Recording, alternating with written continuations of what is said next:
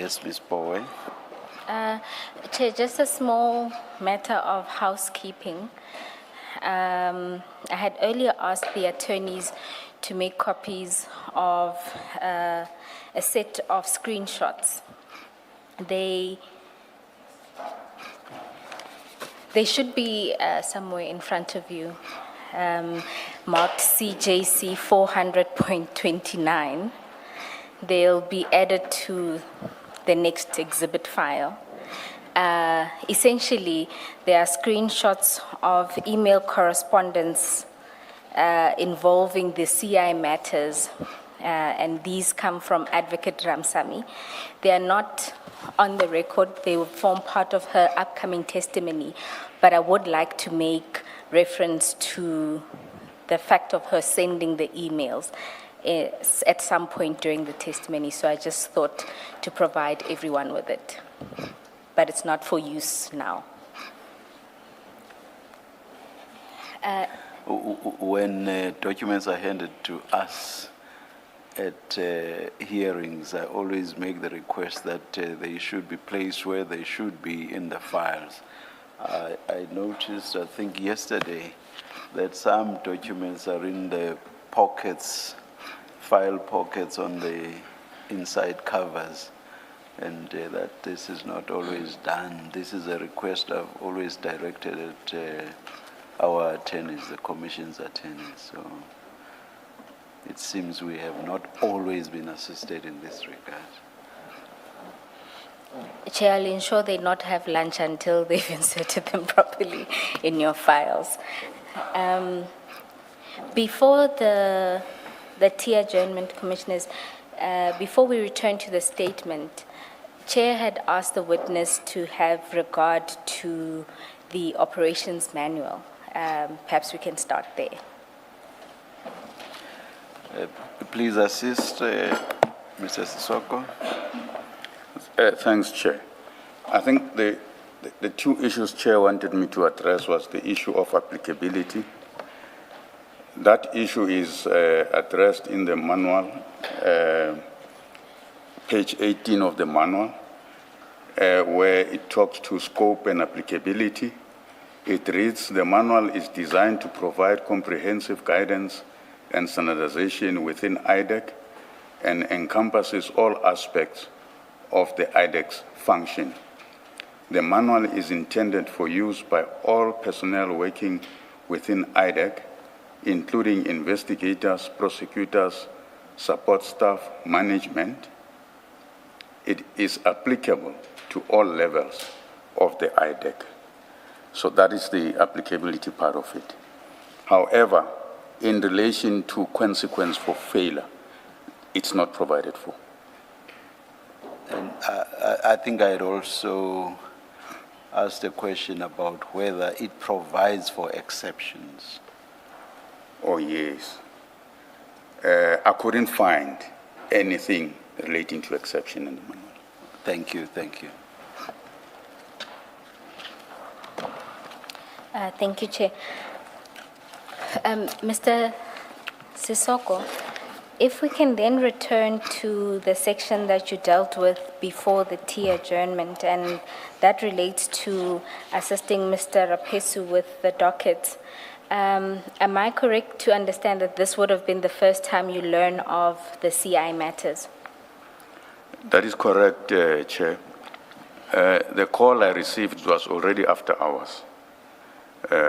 If I'm not mistaken, it should have been around 6, around there in the evening. And as I said, after the conversation with Investigator Rapesu, I called General Jacobs and facilitated that meeting. And then I gave Mr. Rapesu that feedback. As I said, that only later I've learned what transpired after. Yes. My interest is in when he tells you he's seeking these dockets, and he's essentially alerting you of this new investigation. This was the first time you're finding out about that Yes, investigation? it was the first time I found out that there is such an investigation. As I said, that when he said that he got the instruction from Chief Perumal that he must get the dockets, and he's been to a station, the station said, informed him that they are with Inspectorate.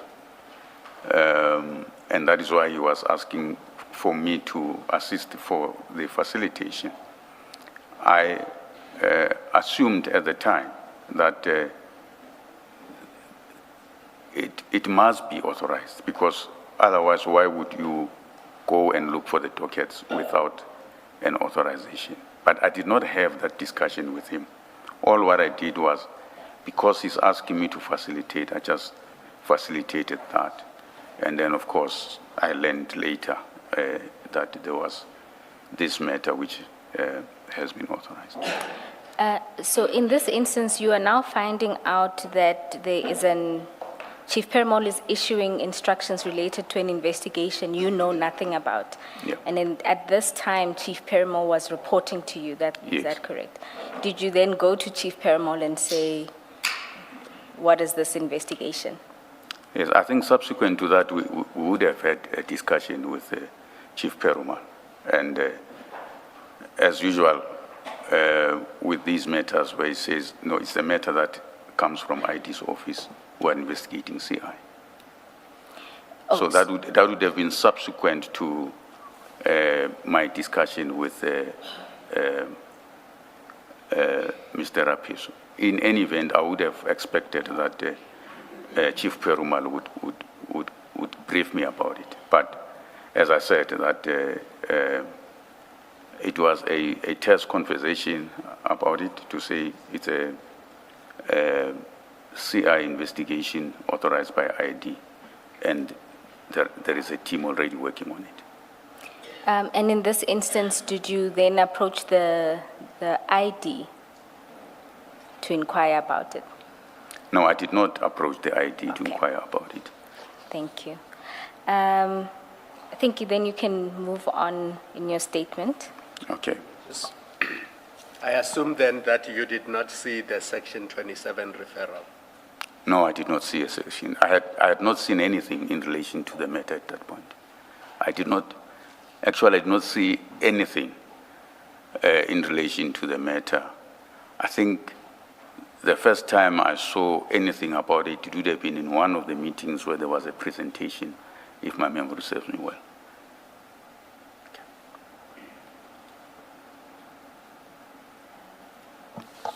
We can then proceed with the second instance of your involvement in these matters. It's the meeting convened by the ID and the report to the Minister of Police. That is Yeah. paragraph 36 of your statement. Yes. So approximately a month later, in January 2025, the ID convened a meeting, which, I don't know what I was trying to say here. To which I was called, yes. She said the meeting was to discuss the CI investigation, and that she was required to report or write something to the Minister of Police, Minister Mkhunu, and to send correspondence to the Chief of Staff, Mr. Cedric Nkabinde. The meeting was short, did not go into detail of the case. When the ID mentioned Mr. Nkabinde, I alerted her to his history. In my assessment, Mr. Nkabinde is a dishonest man, and I explained to her there was evidence, including data analysis by our data analyst in the Blue Lights investigation matter, indicating that Mr. Nkabinde was working with or was colluding with the suspects in the Blue Lights matter, and against that investigation. I advised her. Sorry. You use the definite article, the Blue Lights Matter. Yes. Which Blue Lights Matter is this? So the Blue Lights Matter, Chair, it's an investigation that we started whilst we were in IPID. It's on high-level police corruption. The suspects in that, or the accused, because now they're appearing in court on that matter, are generals in the police. General Patlani, General Ngwenya, General, it's quite a number of them, and brigadiers and so forth. So that, for me, as I indicate here, it was a concern that she will be. All I wanted was Okay. a reader of the transcript must know what blue lives matter you are talking about. Okay, Chair. Thank you. All right. Is it called Blue Lives Matter because it relates to the subs general, or it has to do with procurement relating to installation of blue lights? It has to do with procurement and installation of blue lights to police vehicles. Thank you. Mr. Sesoko, please just clarify paragraph 36. You say the ID convened a meeting to which you were called. She said the meeting was to discuss the CI investigation, and she was required to report to or write something for the Minister of Police, Minister Mkhunu. That report to the Minister of Police, did it relate to the CI investigation or something else? To the CI investigation. And did she tell you why she needed to report to the Minister on the CI investigation? Chair, I think she mentioned, and I'm speaking under correction because it's something that happened a long time ago, but my memory serves me well. It was about the fact that she had received correspondence from the minister about this CI investigation. Did you see that correspondence? No, I had not seen it. Thank you. And in this instance, when you are called to this meeting, you still didn't know anything about this investigation? Yeah, in fact, that meeting was really the first time where I got a glimpse of what this is about. Do you recall the exact date of the meeting? I think it might have been the 22nd of January, if I'm not mistaken.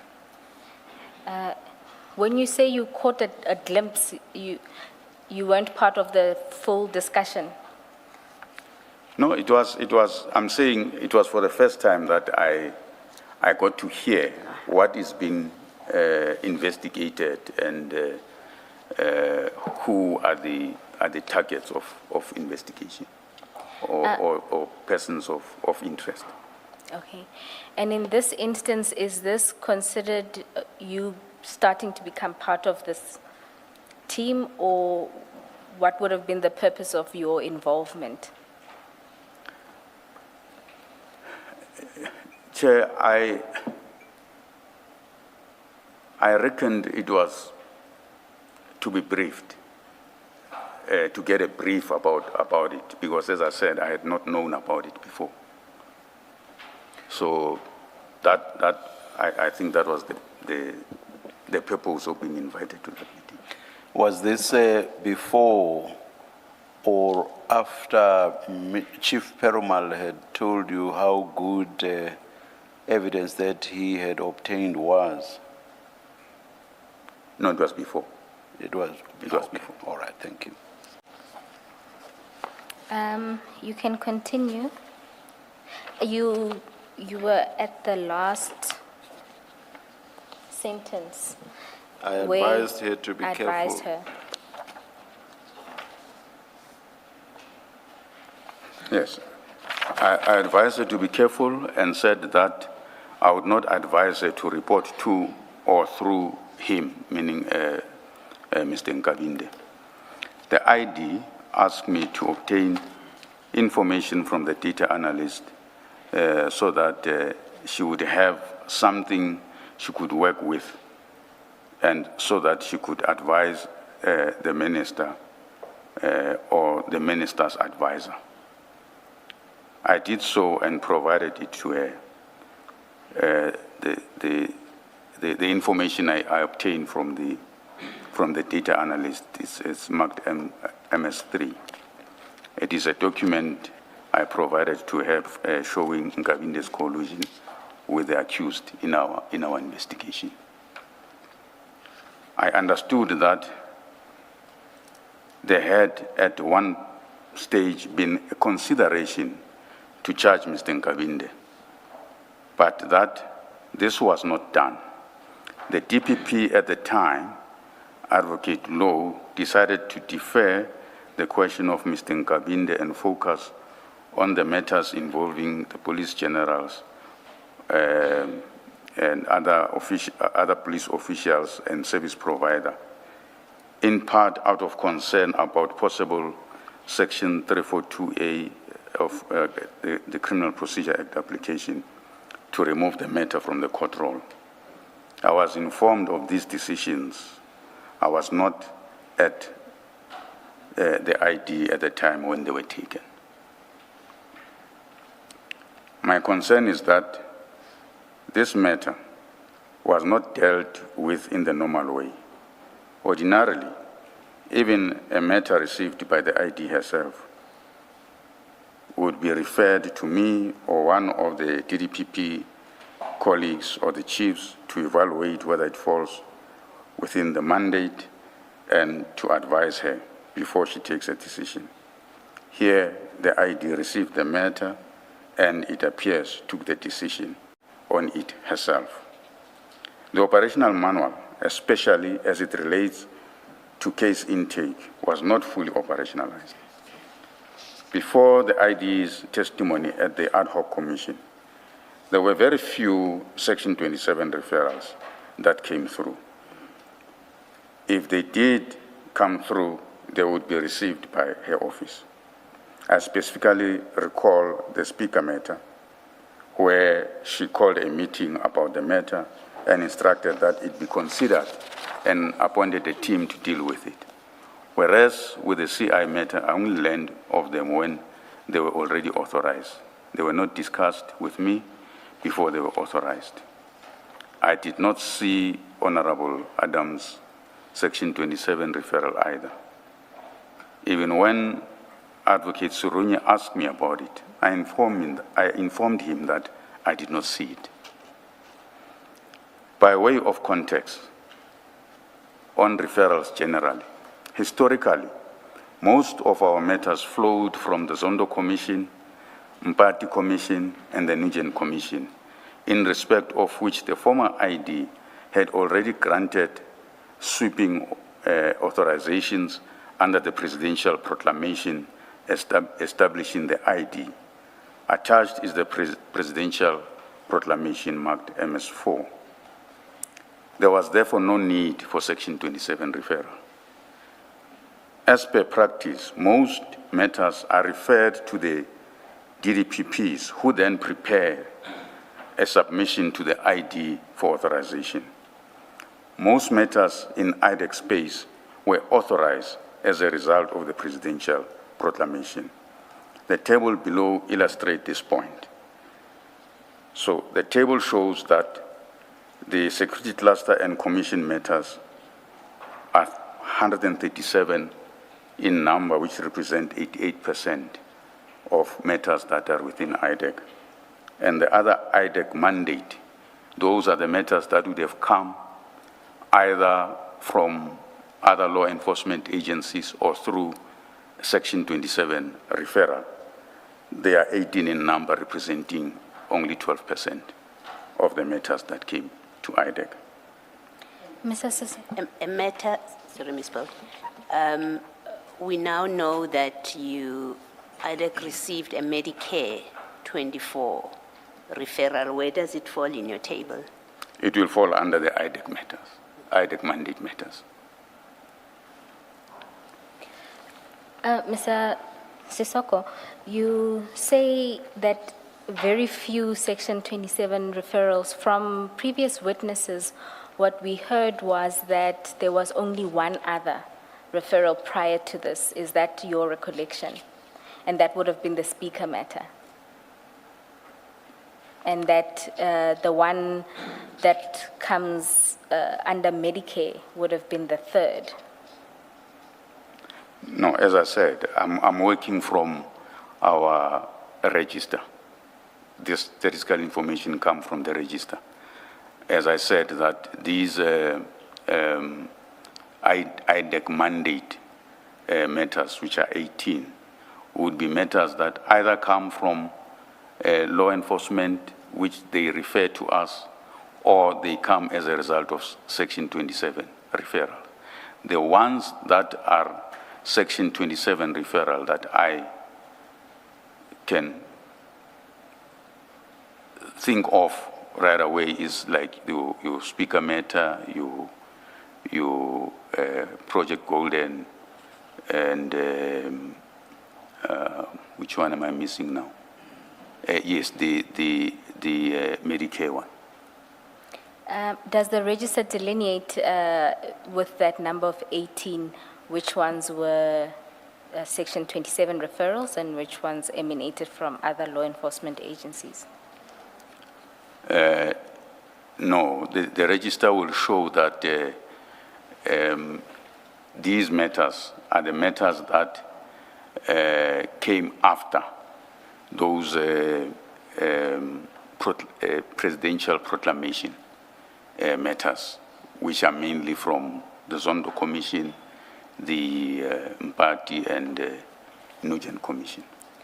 So in essence, the 18 is just matters that came after Yes. the commission matters? Yes.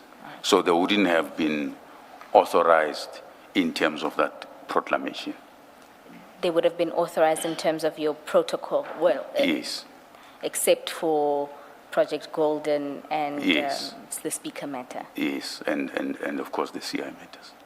Excuse me? And the CI Oh, the matter. CI yes, of course.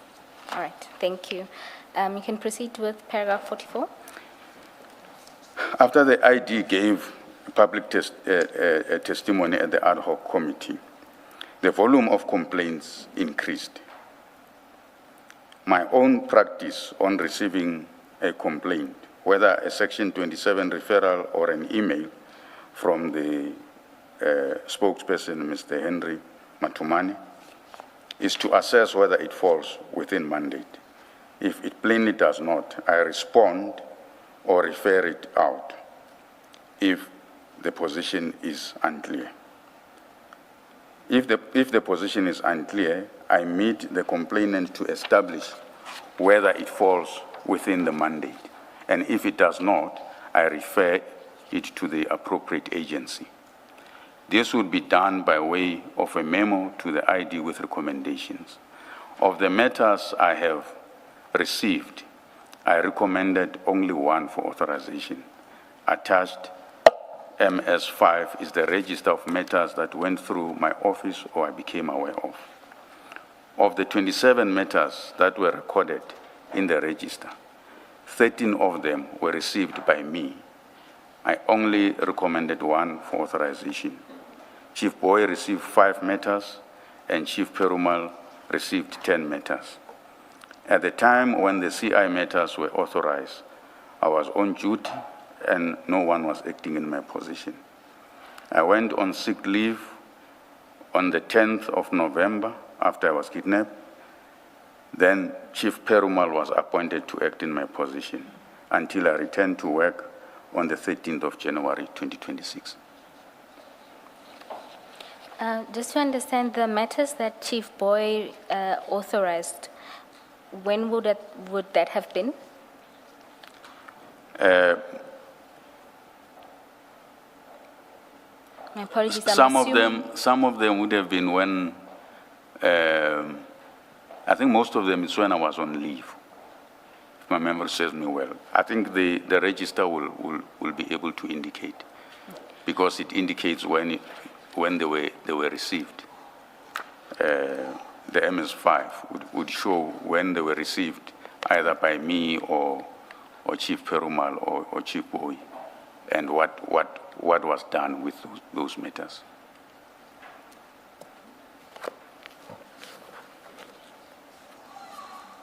All right, thank you. Can I just ask, what informs the decision whether matters get referred, they don't fall in your mandate, I accept that, if that is the decision, or the determination, but then you get to refer to other law enforcement. What informs referring or not referring matters to IPID? Because IPID deals with police, corruption, and similar. Is there a principal position that matters never go to IPID? And I ask because in the evidence so far about the crime intelligence matters, there are matters where it looks like on the face of it, until a final determination, that this could have been referred to IPID, because from what one understands of IPID's mandate, that particular issue may well have fallen within their mandate. Is there a principled position within IDAC not to refer matters to IPID? Chair and Commissioners, the decision is based on the assessment.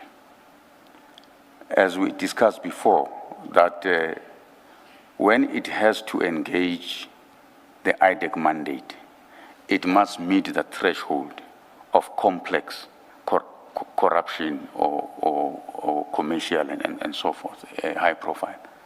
So even if it may involve members of the police, but if it meets that threshold, then it engages the IDAC mandate.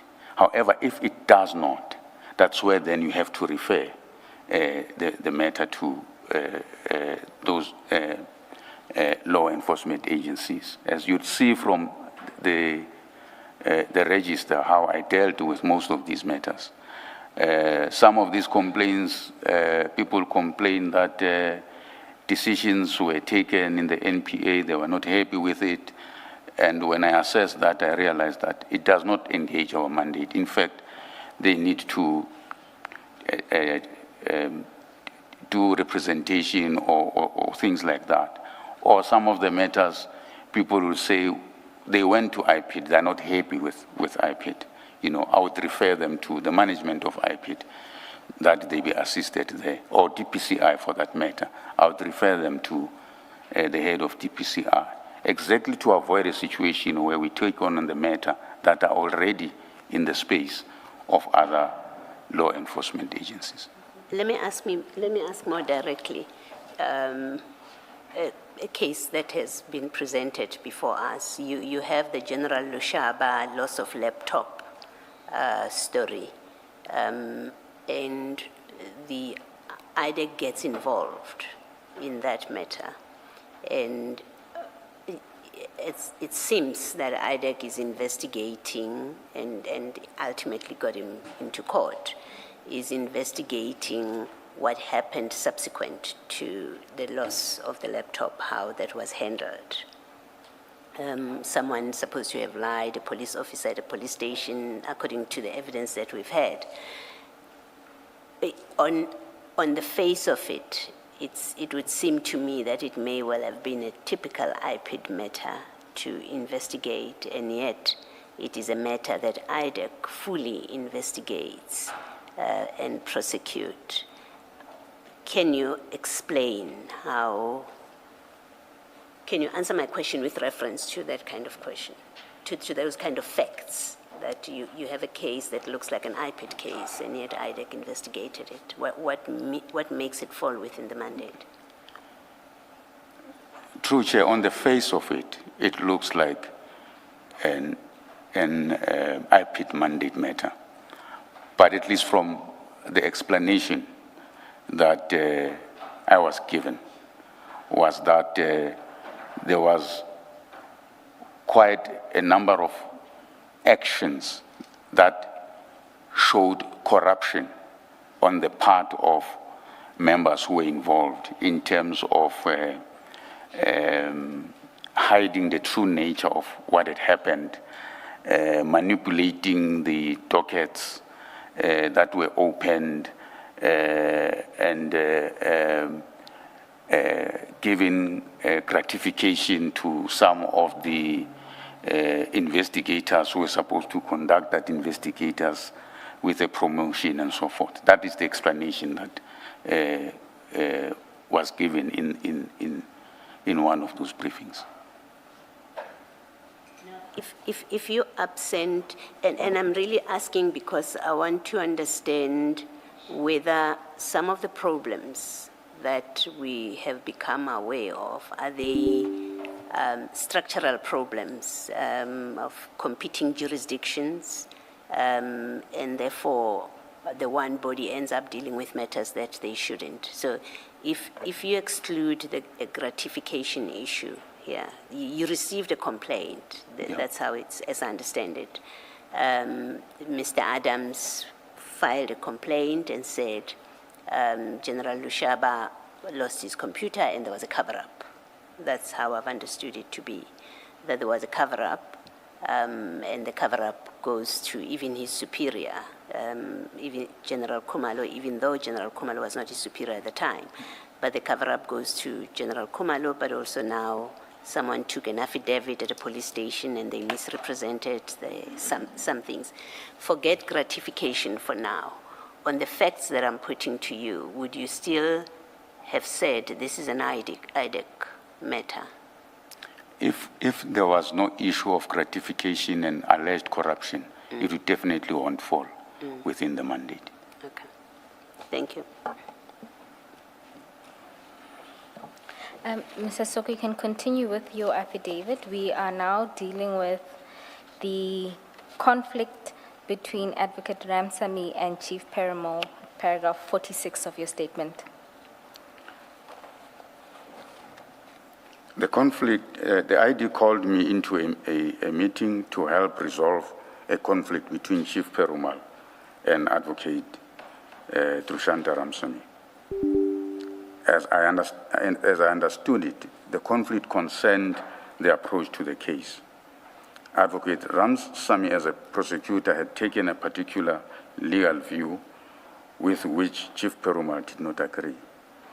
The meeting was resolved on the basis that the parties should listen to one another, consistent with IDAC prosecutor-led model, and that the prosecutor is ultimately the person who must take the decision on the matter.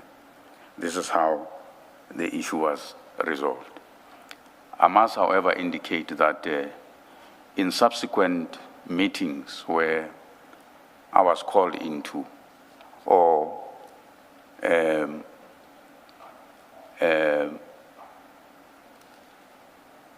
brought to my attention, it appeared that these conflicts continued. And Advocate Ramsamy was concerned that as a prosecutor, her views seem to be overruled by those of Chief Perumal, and that the ID seemed to take more the side of Chief Perumal than her side.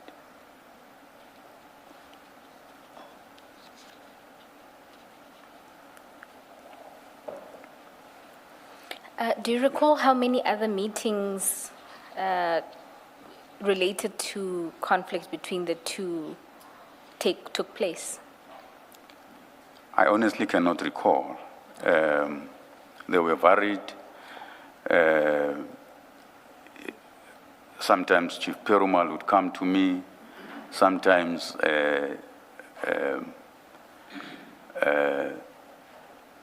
Advocate Ramsamy would come to me.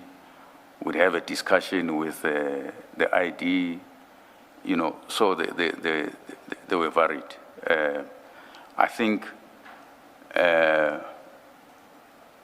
because of that and the fact that Chief Perumal was not happy with Advocate Ramsamy, ultimately she was also removed from the matters. Did you not supervise Chief Perumal's work? I mean, if if there was conflict between him and the lead prosecutor in the matter, because he reported to you, was that not an opportunity to then look at what he has done and supervise him and provide guidance? Chair, we would have a discussion about these conflicts, as I said. And in the nature of how our project works, and it's also in the manual, that all the discussions in relation to the project must actually happen at the level of the team, so that even when there are these disputes, the matters would be dealt with at the team level. So where you would have opinions of the entire team in terms of how the matter should be progressed, what needs to be done, what not needs to be done. And the deputy responsible for the matter would then take the ultimate decision if there is no amicable solution within the team. In this situation, unfortunately, the lead, instead of the DDPP, was the ID. So she would then take the ultimate decision on how the matter would proceed. So she would then overrule the opinions of junior prosecutors like Advocate Ramsamy to say, this is how I want it to go. I agree with Chief Perumal, or whatever the case may be. So that is how, in this specific matter, it turned out. So the head of investigations is excluded from all of that. You don't play a part at all. That decision-making is that of the ID. I would not be included in that decision-making. We can have a discussion, but you ultimately take a decision. This is how it is going to happen, and it would happen that way. But you did participate sort of in the lead-up to the final decision about what is to happen, i.e. you mediated this meeting, and then you indicated that there were several other meetings where you had to talk to either. Yes. As I said, that it would sort of be a complaints session, Chief Perumal come to me to complain. Advocate Ramsamy has made a submission that there is no case and all that, and he believes there's a case, those kind of things, So when we discuss these matters and trying to find out where the fault line lies, you have people who've got strong opinions about these matters, and the ID would then take a decision to say, this is how it must be done, and it ultimately will be done that way. So that is why the decision to proceed the way these matters were proceeded with, the decision to enroll, all these decisions were done by the ID. Thank you. We can then proceed to the next topic, which is the disciplinary and leak matter concerning Mr. Rapesu. That's at paragraph 47 of your affidavit. Yeah. The last occasion on which I was involved arose when the ID convened a meeting and informed us that she had received a call from Mr. Nkabinde. Mr. Nkabinde alleged that Mr. Rapesu had telephoned him and informed him that IDAC was conducting an investigation against him, and that Mr. Brian Badiache was the investigator. In other words, Mr. Rapesu had leaked information to Mr. Nkabinde. Present at the meeting were me, Chief Perumal, Mr. Rapesu, and Mr. Rapesu. Mr. Rapesu denied that he had called Mr. Nkabinde, deposed to an affidavit confirming that he never done so, and offered his cell phone and to take a polygraph test to demonstrate his innocence. I was tasked by the ID to refer the matter to our Security Management Services, SMS, to arrange a polygraph. The SMS began the process by referring the request to the State Security Agency, but then reverted to us to say the State Security Agency does not conduct polygraph tests for internal disciplinary matters, and that if IDAC wished to have one conducted, it would have to procure the services itself. That was never achieved, and the matter was left there. Mr. Rapiesu continued to ask about progress, and I gave him what I knew through his supervisor. I was later told that he had lodged the grievance about the issue. I subsequently learned that the grievance had been dismissed on the grounds of a time lapse. At the time I was asked to facilitate the polygraph, I received a report from one of our investigators, Mr. Ndombalo, who had been tasked to investigate the alleged leak. The report recorded that Mr. Nkabinde was refusing to provide a sworn statement about the alleged leak. The ID wrote a letter to Mr. Nkabinde calling on him to provide a statement, and if he's not willing, indicate so in writing. Attached is a letter from the ID marked MS6. Mr. Nkabinde responded to the ID letter with the email dated 27 March 2025. The email is attached as MS7. The ID further wrote to the advisor to the minister, Advocate Pikoli, raising frustration about Mr. Nkabinde's failure to provide a statement. The letter is attached as MS8. Mr. Mbalo expressed that Mr. Rapiesu would have leaked the information. Alternatively, that Mr. Binang would have done so, allegedly because he learned that I revealed information to Mr. Binang. Attached is the report by Mr. Mbalo marked MS9. On my reading of the report, I was convinced that it insinuated that I'm also a suspect for leaking the information.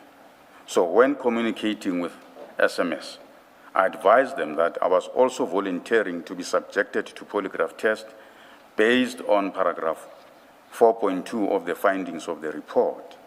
Attached is the email dated 25 June 2025 to SMS marked MS10 communicating same. The obvious difficulty with that report is that the allegation was that ID herself received the call from Mr. Nkabinde. There's no indication in the report that a statement was obtained from the ID about the allegations. And to obtain the records of the alleged call to her, nor were the records of Mr. Rapiesu, Mr. Binang, or me obtained. I recently learned a further step that I regard as irregular. While I was on sick leave in January 2026, an investigation was authorized within IDAC in terms of Section 2813 of the NPA Act against Mr. Rapiesu for leaking information. The authorization was for the contravention of Section 41(6) of the NPA Act. The application memo indicates that it is from Chief Perumal, even though his signature is not in the memo, and it is authorized by the ID. Attached marked MS11 is the application for authorization. This offense is definitely not within the IDAC mandate and should not have been authorized in IDAC. I regard this as odd for 4 reasons. First, Section 41(6) investigation of this kind is not an IDAC mandate. Second, the ID herself received the initial complaint from Mr. Nkabinde. From Mr. Nkabinde would appear to be conflicted in authorizing an investigation arising from it. She's actually the complainant because Yes. Mr. Nkabinde is not the complainant. Yes, yes, So in a 41-6, the ID is the complainant. yes, yes. So that's why I'm raising that. Third, Chief Perumal, as a witness in the investigation, cannot apply for authorization. Fourth, so maybe to explain this, when the ID called that meeting, she indicated that when she received the call, she was with Chief Perumal and Chief Investigator Pariachi. So they had that call, or the conversation between her and Nkabinde, which makes them witnesses in this investigation. So that's why I'm saying that Chief Perumal, as a witness in that investigation, cannot apply for the authorization. Fourth, Had the ID put the call on speaker, or how would they have heard? yes, that's what she indicated. All right, thank you.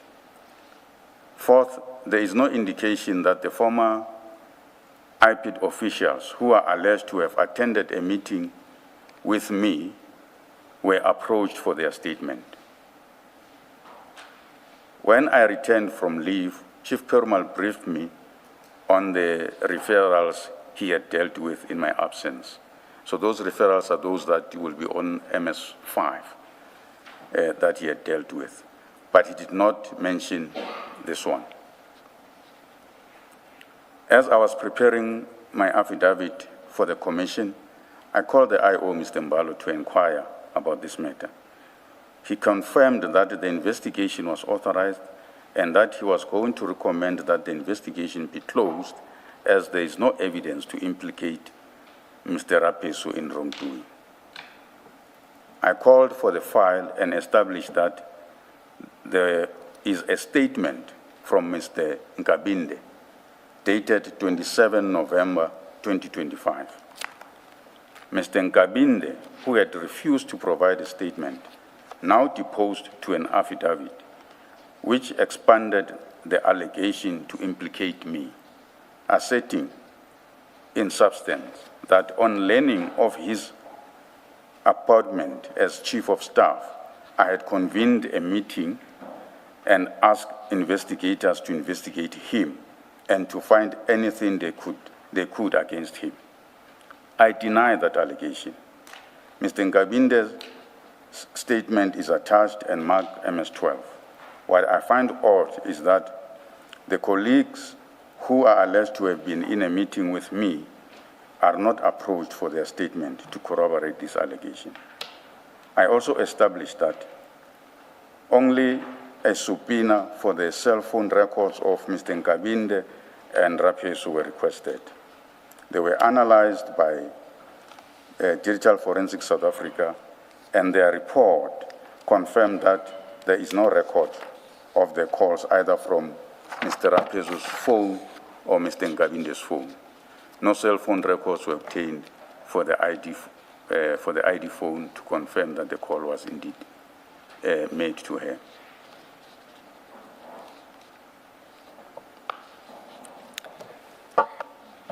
Thank you.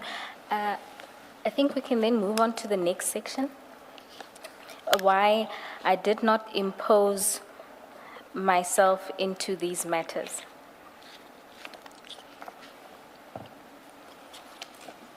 I've been asked why, given my position and the leadership role I ordinarily play, I did not raise concerns at the time or ask to be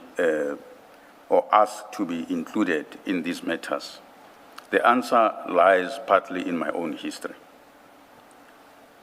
During my time at IPID, I was involved in serious conflicts.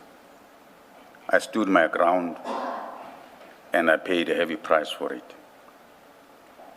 I was suspended in 2015 and subjected to a disciplinary process and criminally charged which I regarded as unlawful. The charges related to IPID report concerning the rendition of Zimbabwean nationals.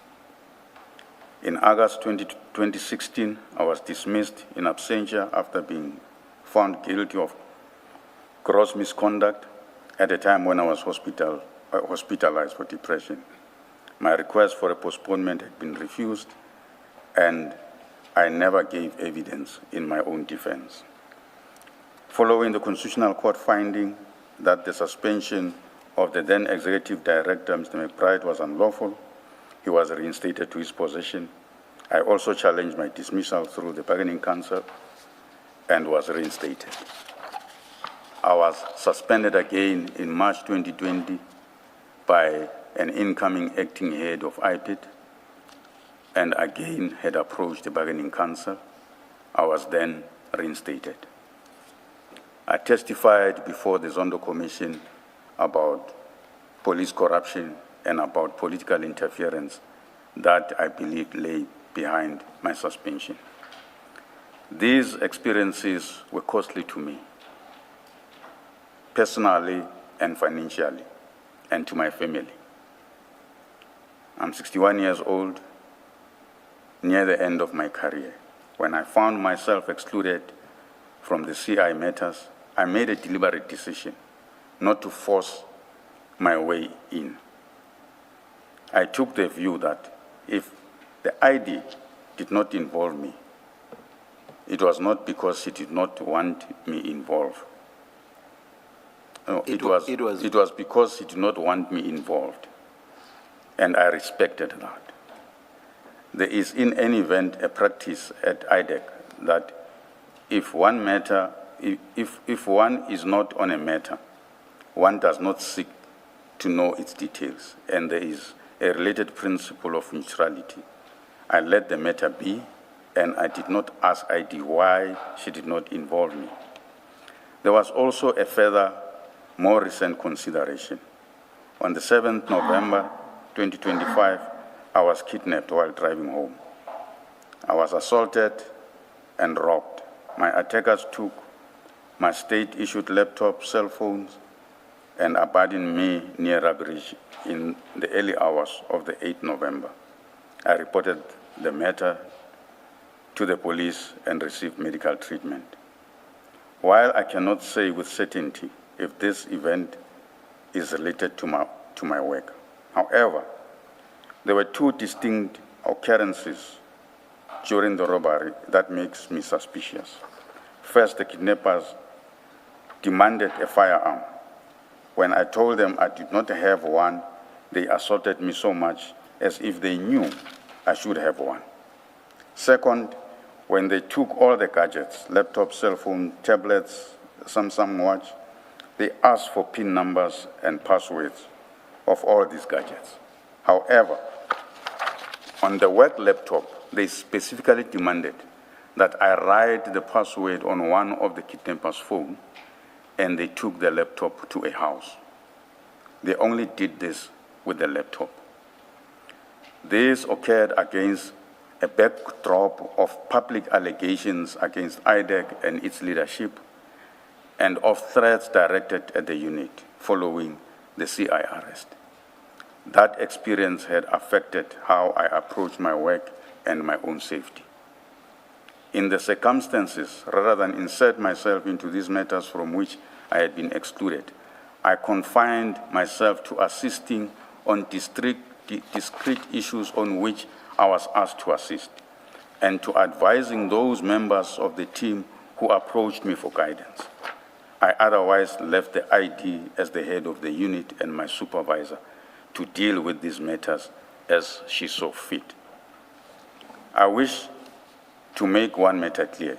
I do not say that there was no case to be investigated against CI officials. My concern is not with whether there was a case, but with the manner in which these matters were handled, and in particular with the departure from the established intake and investigation process. Even where there is a case to answer, it must be dealt with in accordance with the process, and where the process is not followed, the integrity of the outcome is placed at risk. Before you go to the conclusion, did you play any part in IDAC's presentation before the ad hoc committee? No, I did not, Commissioner. Because when the former ID went there, she was not going there in an individual capacity. She was going there representing IDAC. So you are head of operations at IDAC. Did you not assist at all with the presentation? Not at all. Not at all. And then after the 6 July 2025 media conference by General Mkhwanazi, serious allegations were made against IDAC. I'm sure you are aware of that. That's correct. Did you not, as head of operations, look within to see if there's nothing wrong that IDAC did so that you can assist the ID if she needs to account to the nation or to Parliament? There were meetings and discussions about those revelations by General Mkhwanazi. And in those meetings, they were dismissed as a counter to the investigations that had happened against the CI generals. And then internally, Advocate Serunye raised two issues. One was the Section 27 referral affidavit was not there. The investigators did not have it. The prosecutors did not have it.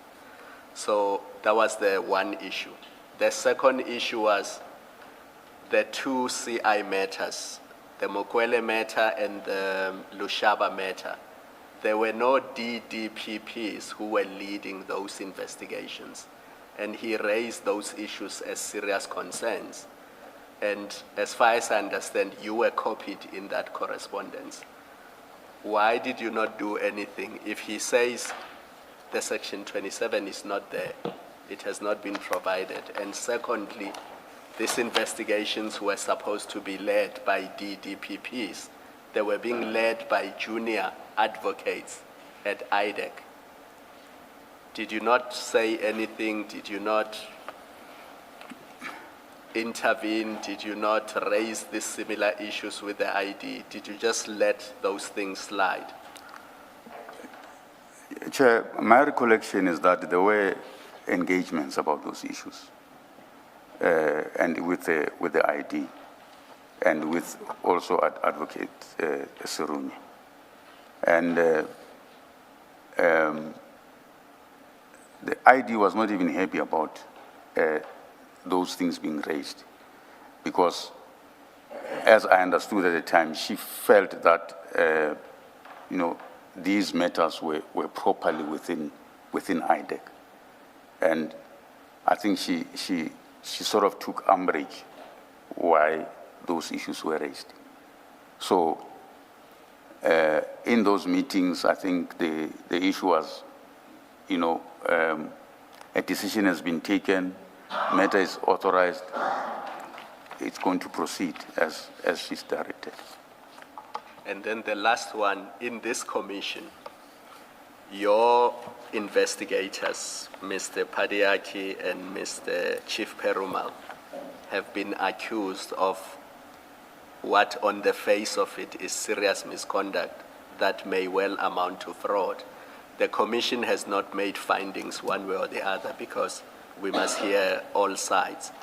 But the allegations are that they created affidavits many months after, and then they backdated the affidavits to create the impression that those affidavits were deposed to on the 6th of January 2025 in relation to Mr. Adams's supplementary affidavits, and then in relation to the Section 27 affidavit.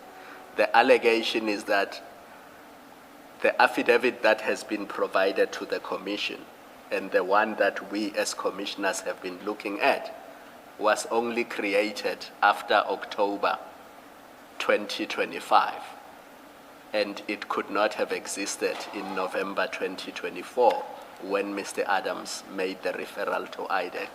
Now you as head of operations and head of investigations, when you hear allegations like those, did you make inquiries internally to find out what the position is? And if the commission has been misled and has been provided fraudulent documents? Chair, my recollection is I heard of these allegations when these matters were ventilated here at the commission. I think Mr. Rapesu would have indicated that he suspects there is something wrong that would have happened with the Section 27. And if I remember his words was, but the truth will come out. So,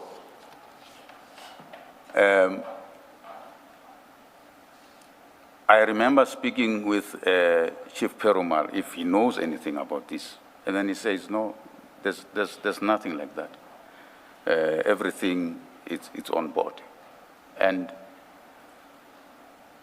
I took his word for it. Lastly, and it's a question Chair asked, because you are the head of investigations, is it common, is it usual within IDAC that an investigator can start an investigation and conclude the investigation without having seen the Section 27 referral? Because Mr. Padiaki told us that that's what happened in this case. He never saw the Section 27 referral. Chair, in terms of our processes, and the manual also speaks to that, when a matter is authorized and the project manager convenes a project meeting with all stakeholders, including the DDPP, all information relating to that matter is shared and discussed within the team. It is an anomaly for those documents not to be shared within the team. It is clear that on this matter, there was exception to the rules. Should it also have formed part of the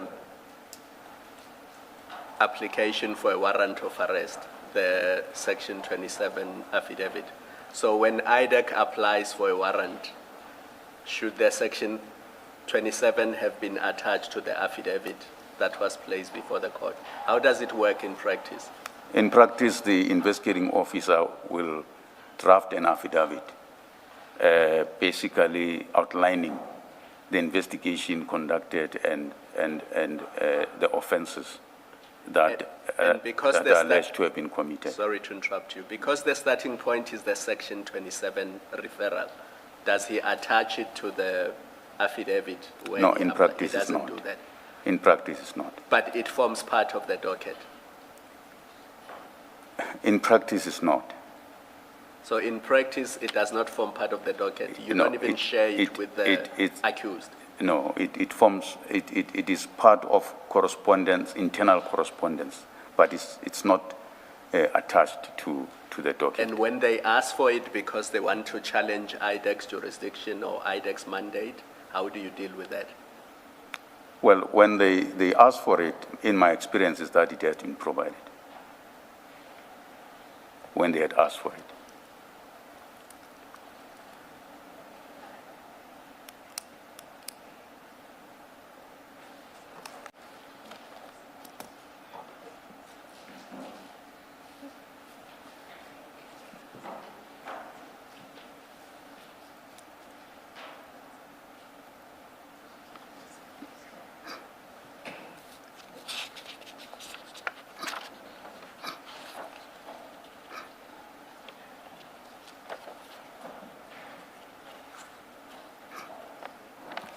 So, Mr. Sesoko, when a docket is opened or when an inquiry is opened,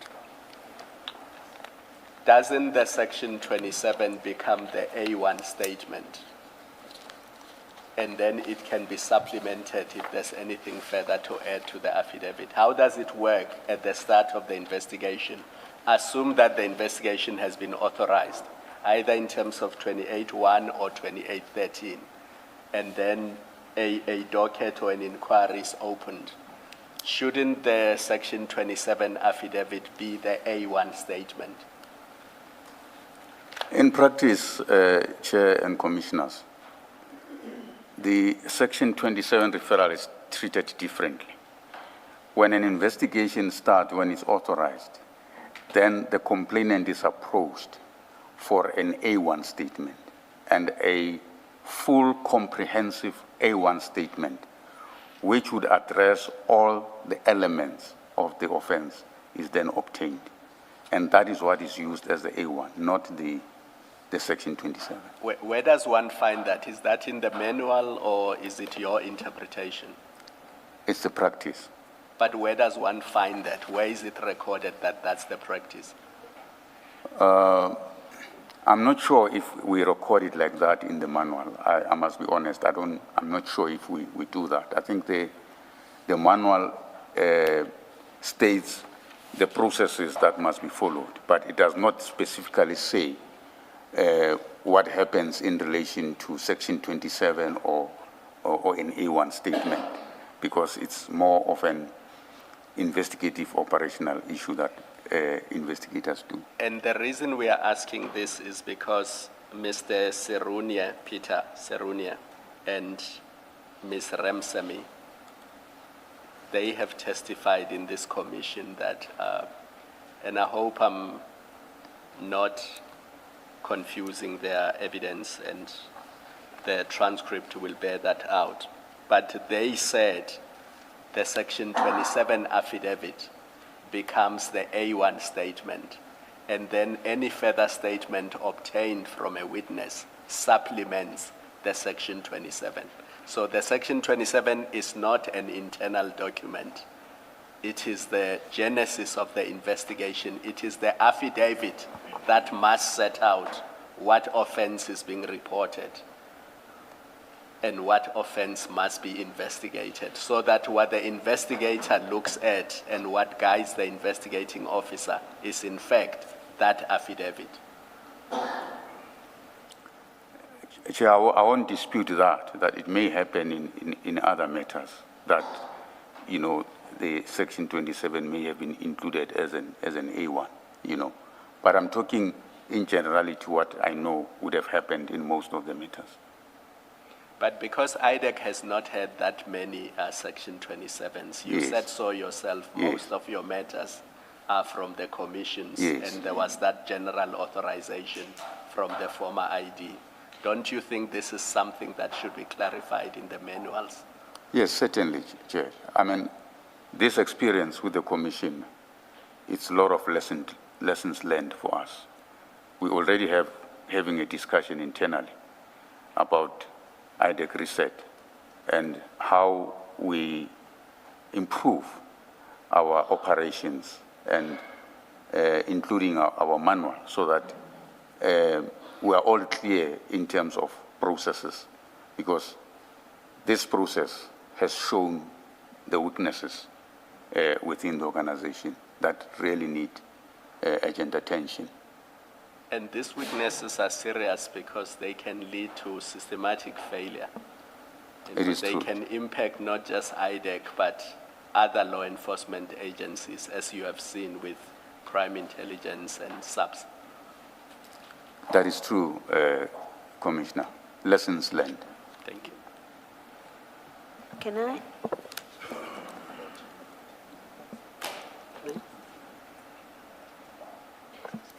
Can I just check? You say in paragraph 59 that there is a practice in IDAC that if you are not involved in a matter, you don't seek to know its details, and this relates to the principle of being neutral.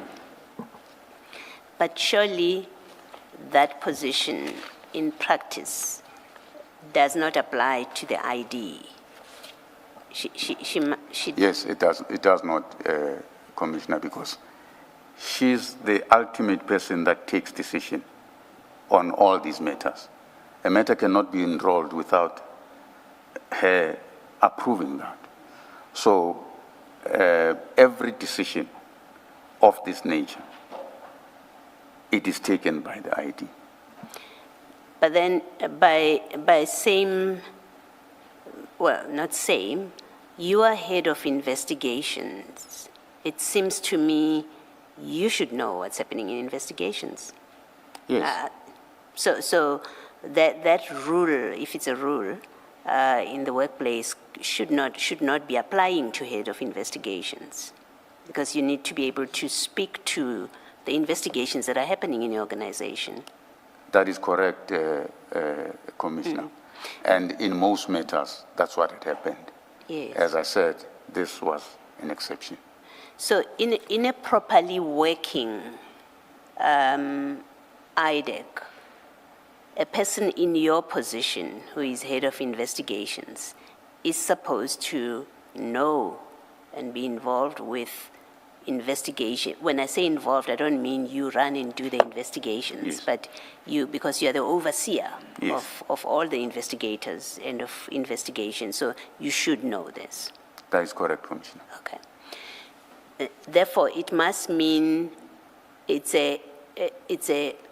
trying to determine whether it's this a person problem that you ended up in this position where you don't know about investigations that are happening because they're being directed by the ID and who chooses Mr. Perumal, Mr. Pareachi, and others. Is it a problem that a different head of investigation would have been correct to say, I'm head of investigations and I will not be excluded from investigations?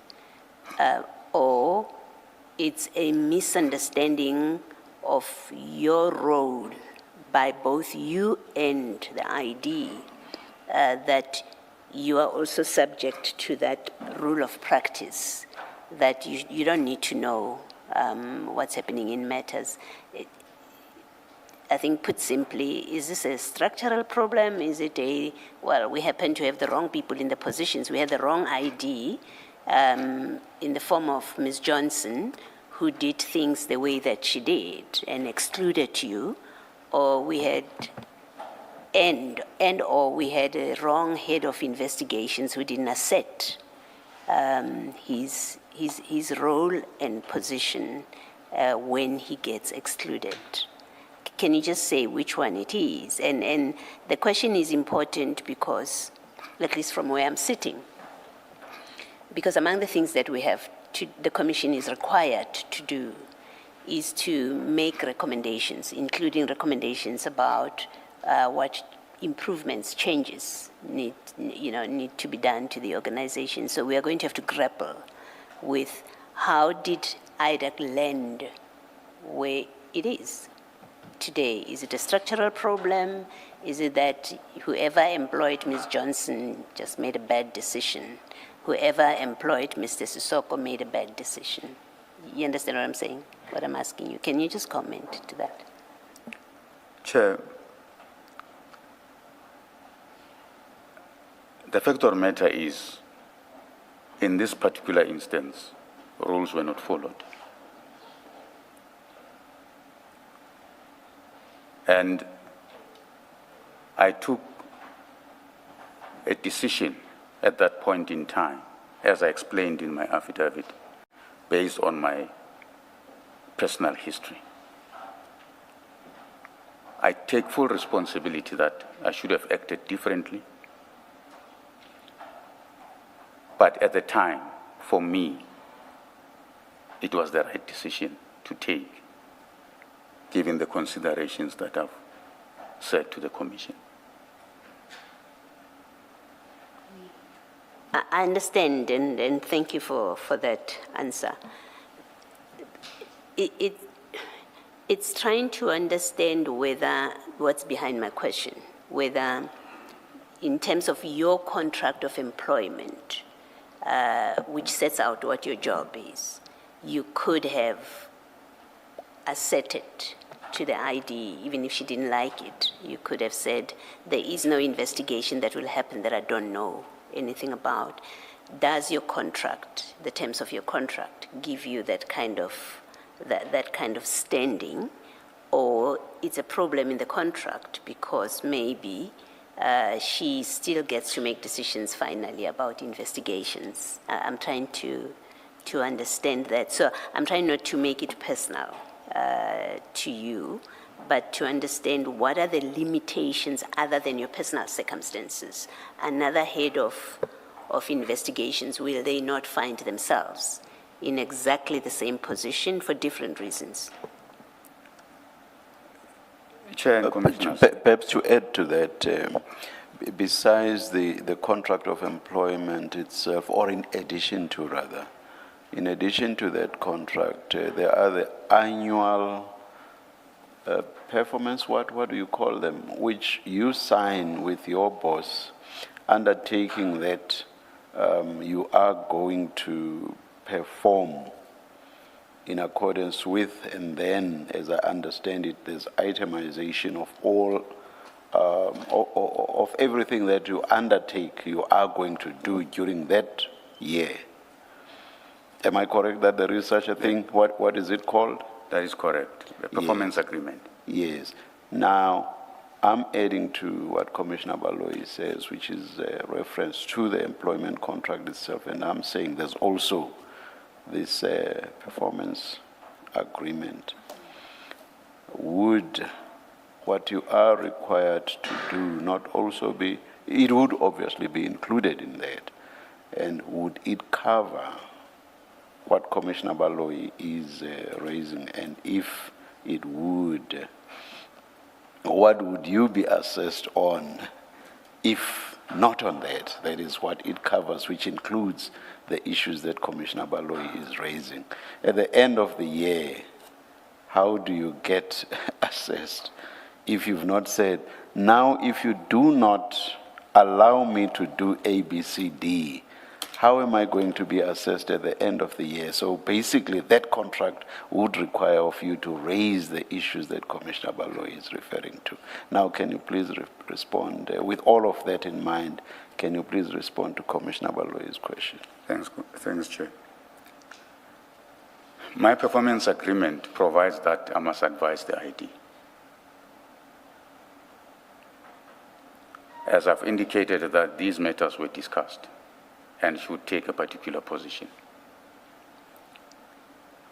I understand the concerns, and in hindsight, maybe I should have taken this issue even further and not let it be as I did. But that's what, to me, at that point in time, seemed right to do. As I said, that maybe I should have acted differently by raising this issue at a higher level, so that what now has been ventilated here could have been stopped. I do, however, I am, however, not sure if it would have made any difference.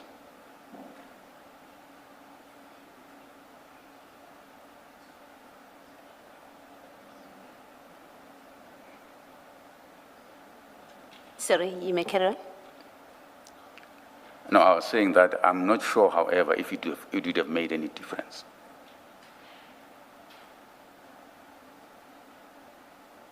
You say you're not sure because the ID is the person that she was, or what?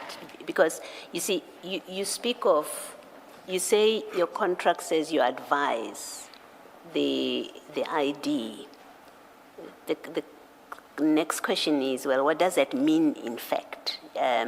You advise her on investigations that your people are doing and what they put together as it before she makes a decision, does advising mean that you say to her, on this investigation, there's no case? She ultimately, gets to sign off on the next steps. But what does advising her entail?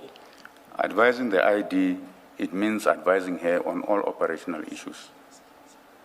Where matters are under investigation, what are the challenges, what needs to be done.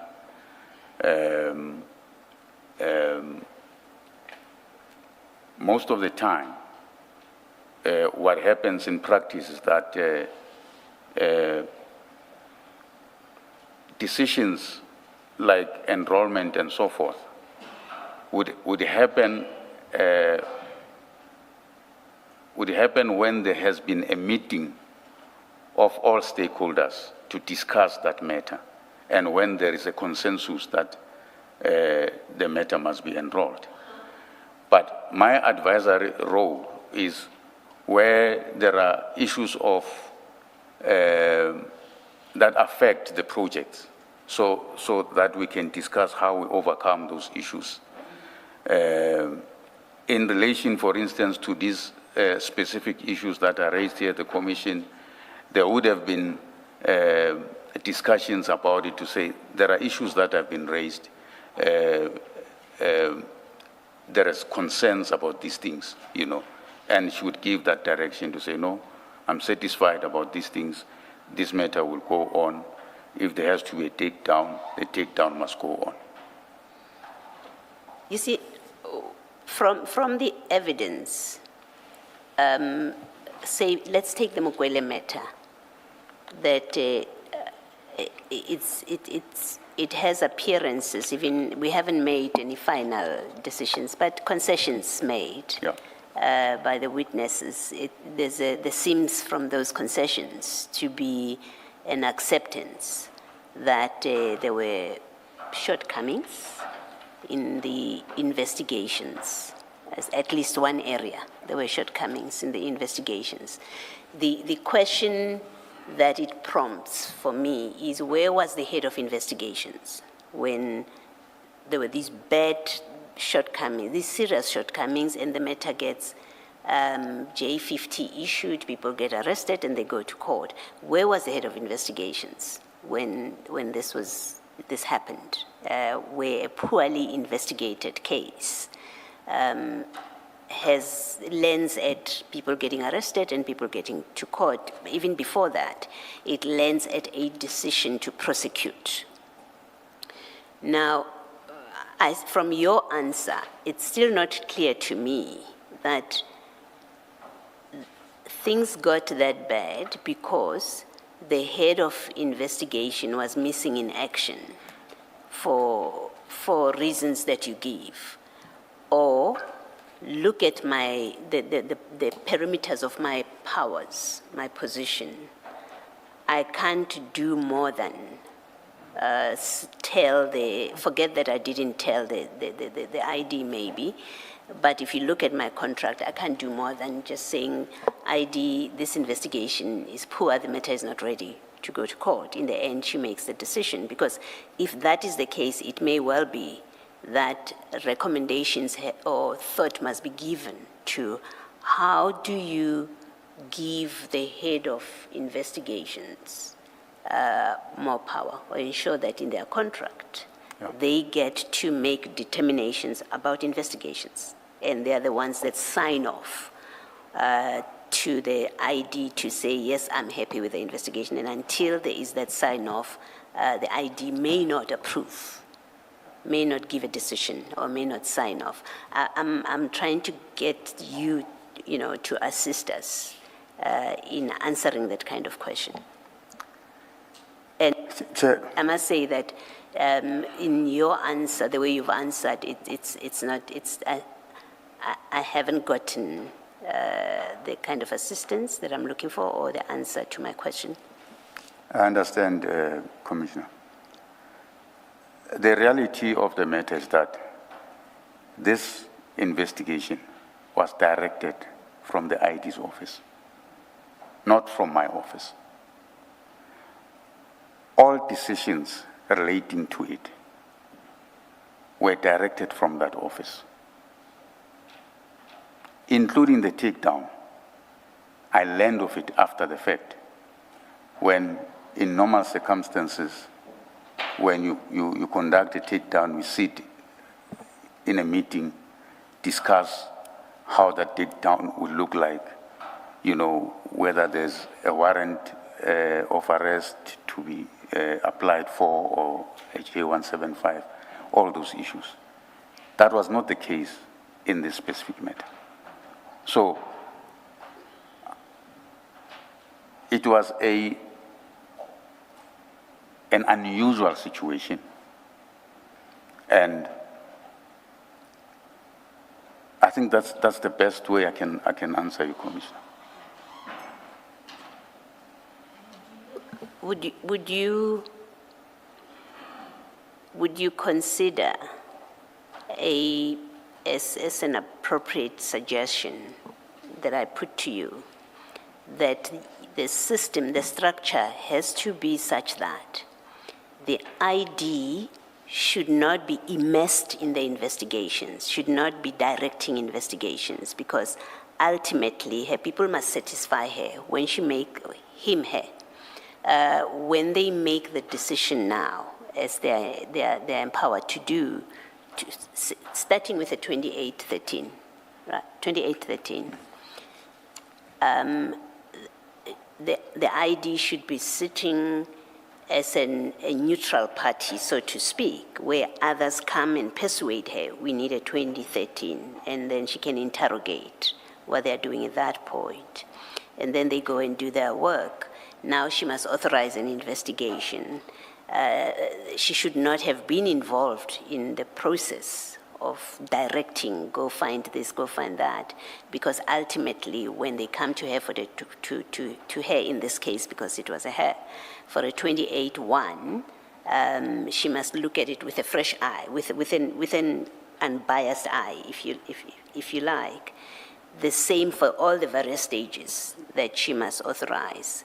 Would you consider it an appropriate suggestion that the ID should in fact be insulated from all of that, so that by the time she's required to exercise the statutory powers of being the ultimate decision maker on the different steps, she looks at things with a new eye and an unaffected eye? Commissioner, I agree totally. In fact, most of our matters, that's how they have been conducted. She would come at the very tail end. And as I said, that when those meetings happen to discuss where now the team says the matter, the investigation is complete, now we're ready to enroll. And that's how in most matters it would have happened, except for this one. Maybe the exception suggests that it should be an entrenched position in respect of which no ID has an option to deviate, and there's no exceptional matters, because all matters that come to IDAC must meet the criteria, so they cannot be exceptional and sensitive matters that only the ID should look at. That is correct, Commissioner, and that's what motivated me to create the case intake criteria. Okay. Part of the concern you have raised, or an explanation that you have given for not escalating things to the NDPP, you shrugged your shoulders, and we've had evidence as well that where matters have been escalated to the then NDPP,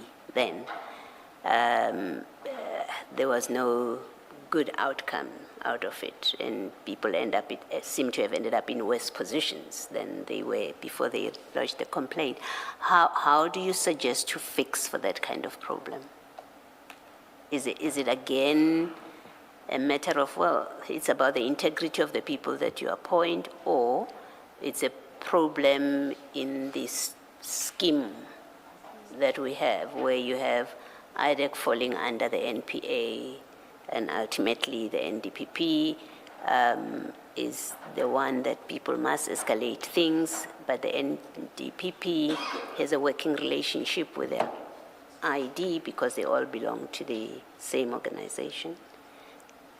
Is that the problem? And does, in your view, the appointment of the judge, IDAC judge, and whatever his terms of reference are, create a different playing field than what you had when it was just ID and NDPP? Yeah. Commissioners, I think, unfortunately, the issue of the judge came much later, even though it was provided for in the legislation. I think it took time to be implemented. I would venture to say that had it been in place much earlier, some of these issues would have been raised with the office of the judge, and maybe there would have been interventions much earlier. Do you say that because the terms of reference of the judge? Yes. Okay. Remember, the judge would look at complaints even by IDAC staff, political interference, whatever complaints they might have in relation to how IDAC is run, and of course even public about the work of IDAC. So I think people would have felt even more empowered to take the matters to the IDAC judge. Thank you.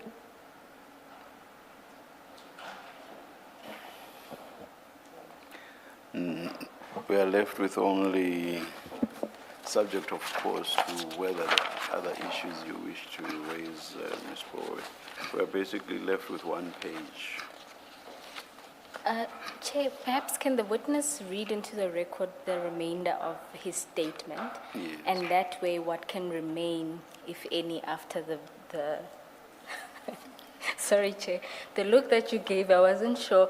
But No. Please, please don't. I don't want to mention the council's name, but don't play that on me. No, man. He always tries. He always tries to read my face and make conclusions. No, I withdraw the remark, Chair. That perhaps what will remain will be a couple of clarity-seeking questions and some probative questions on some of the aspects of other witnesses' evidence. Thank you, Ms. Bowe. Can you please conclude reading your statement then? Thanks, Chair. Yes. I consider it important that the Commission should not conclude that IDAC is, as an institution, compromised. IDAC has sound structures, capable and committed people, and good processes. There is a lot of work that has been done by IDAC colleagues, at IDAC, which shows how committed they are to the fight against corruption. You left out good. There is a lot of good work. There's a lot of good work that has been done by colleagues at IDAC, which shows how committed they are to the fight against corruption. I would like to refer the Commission to the infographic marked Annexure MS-13, which gives a summary of matters dealt with by IDAC as they relate to state capture. My evidence concerns the manner in which a particular set of matters was handled, which in my view was an outlier and not the institution as a whole. For the reasons set out above, I recommend that the intake and selection process contained in the operational manual and case selection criteria be fully operationalized, including a single designated intake point and case intake committee. That process was designed precisely to guard against difficulties that have arisen, to ensure that case selection is objective, auditable, and defensible, and to insulate the ID from allegations of targeting or selecting cases without proper basis.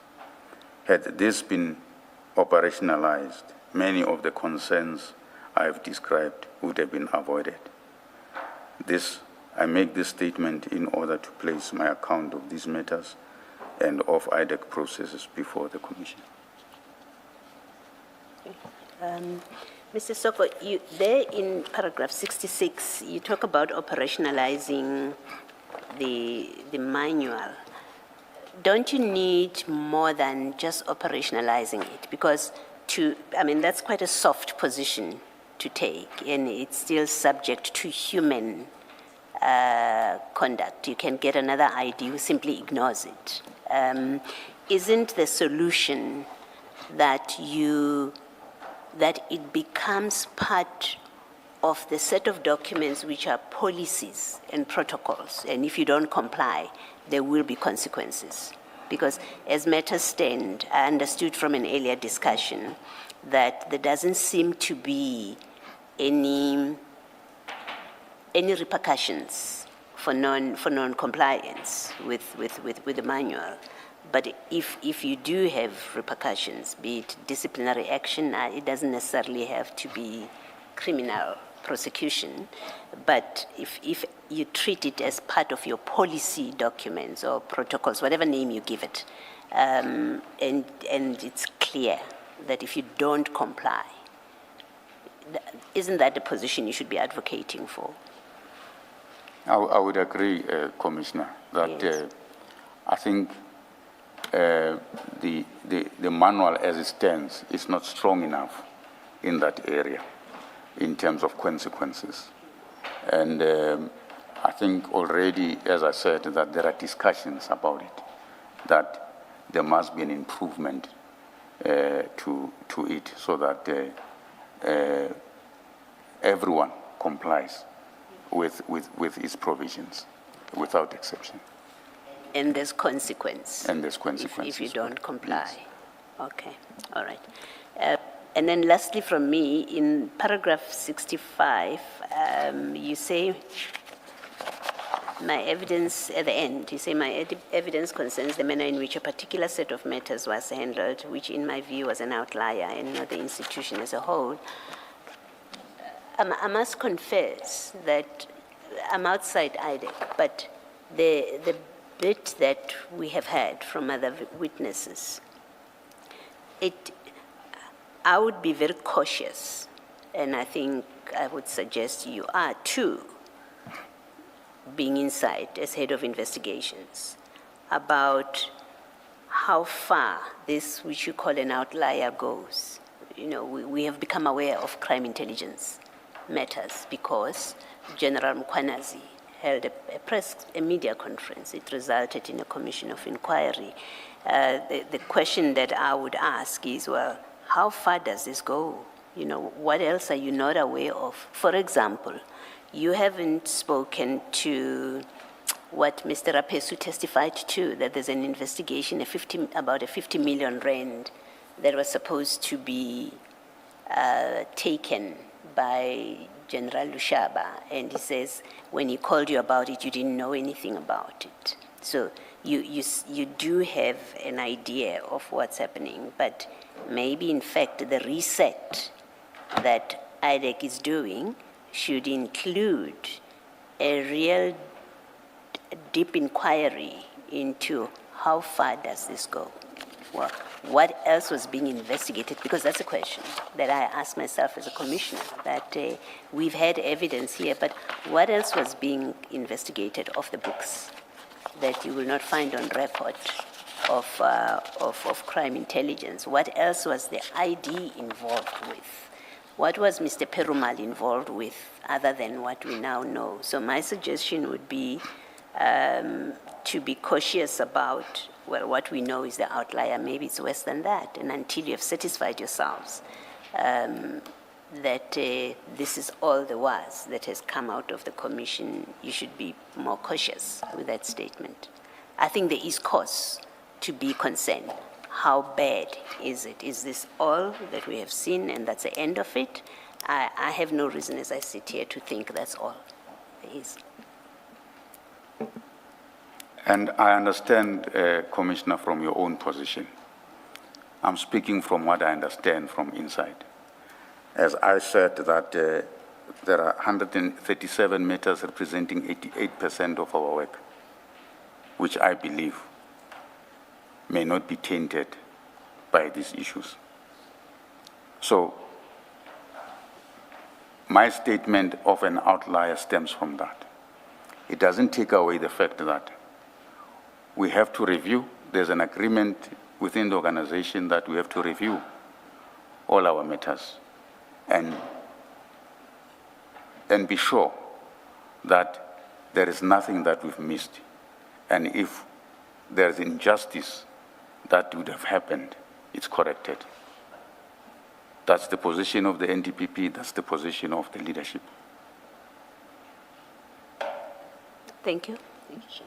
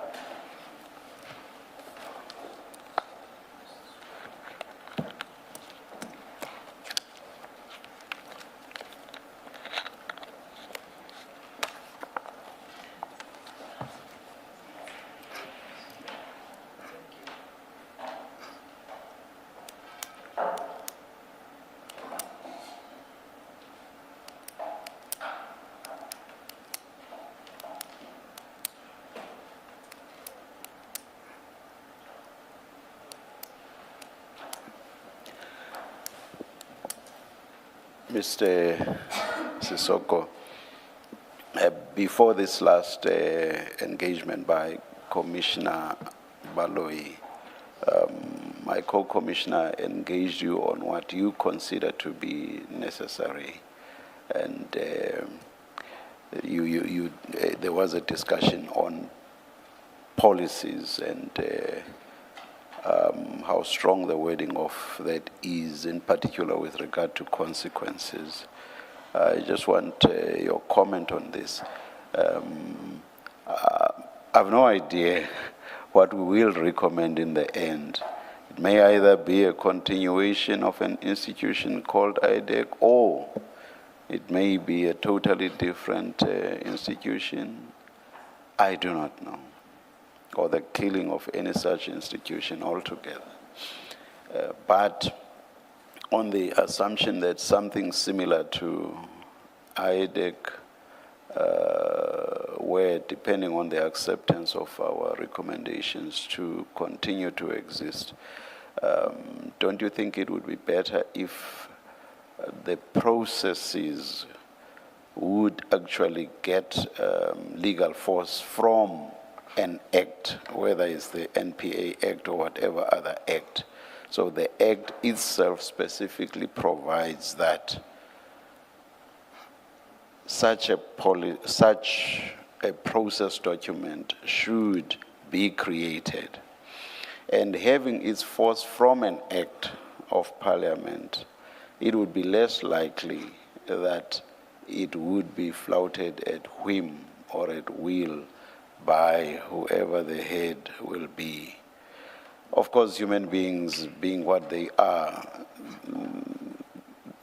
they will flight laws, which is why, for example, we have criminal trials all the time. We have administrative challenges against state functionaries, and so they will flout the law. But I think it will give more force to have it provided for by the act itself, and not officials sitting down crafting their own document as they please and of their own accord. What's your comment on that? Chair, my comment is that I think it will be a good idea that IDAC will have operational regulations. In my previous environment in IPID, that's what we did once, because I was involved in the development of that IPID Act. But we ensured that there are also regulations regulating the operations. So once they have the force of regulation, then it enforces all these issues that we spoke about. And is it the act itself that says there must There be? must be a regulation All right. which talks to the operations. Yeah, yeah. It's exactly something similar that I have in mind. Yes. Depending, of course, as I say, on what our ultimate recommendations are with regard to IDAC. Yeah.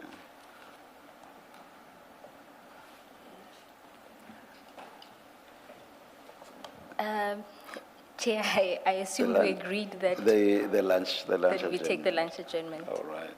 And let's adjourn and come back at 2:15. Let's adjourn.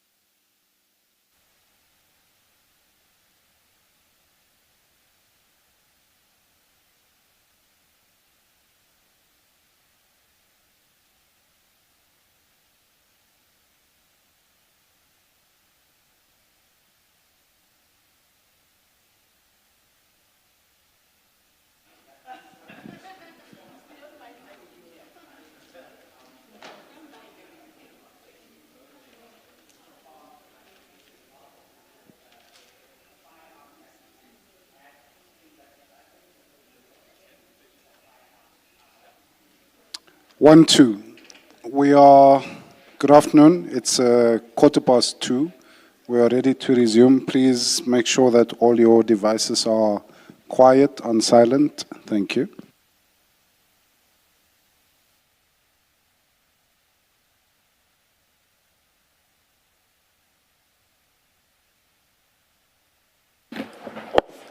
Yes, Ms. Poe. Thank you, Chair. Mr. Sesoko, there's a couple of issues that I wanted us to go back to in your statement, and I'll try to do so thematically so we can move quickly. The first is short, and it relates to your annexure MS01. Just to note, Commissioners, that there was a mistake with the labeling of the annexures, and there I take full responsibility. You'll see it starts with MS01, and then the next is MS1. But we propose to leave it like that. Alternatively, we'll go 1.1. But for now, if we can turn to MS01. And it's just a clarity-seeking question regarding this document. This document seems to be discussing the secondment of investigators from IPID to the ID, correct? That's correct. When regard is had to it, I think it then lists the individuals to be seconded. That's correct. And then one of the annexures to it is that list of cases that's attached as Annexure G to this. What we wanted to understand is, as far as the dockets themselves and the movement of those dockets from IPID to the ID or IDAC as it now is, what informed that? Because this largely just speaks about the secondment of the investigators. Chairperson and Commissioners, my understanding of MS01 is that it records the correspondence between the former ID and the then acting executive director, or directors, acting executive directors, both Mr. Sinne and Mr. Sitsedi. But it records all other discussions that happened, including the issue of the handover of the dockets. At the time when this happened, I was in IPID. It was before my secondment to IDAC or ID. All right. So you weren't involved in these deliberations? Yes. So the deliberations happened between the two, the acting head and the head of ID at the time, Advocate Cronier. My understanding is that, as I had testified earlier, that upon the proclamation by the President of ID, when the ID then, which is IDAC now, started operating, the first thing that the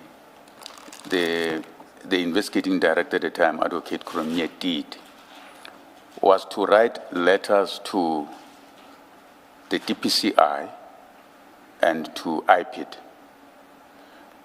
to request the handover of all the dockets that were related to state capture matters, that were related to Mbati and Nugent Commission, as per the proclamation, but also requested the investigators who were working on these matters, because the ID at the time did not have its own resources.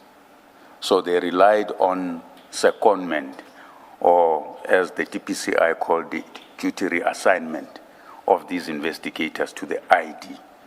And that is how all these matters landed in ID. So there were a number of cases that were opened when there was a lot of discussion about the state capture and the Guptas. There were a lot of dockets that were opened by civil society, by politicians, and so forth. So once the ID was established, then Advocate Grenier asked for all those matters as long as they traversed the issues that were being traversed at Zondo to come to the ID.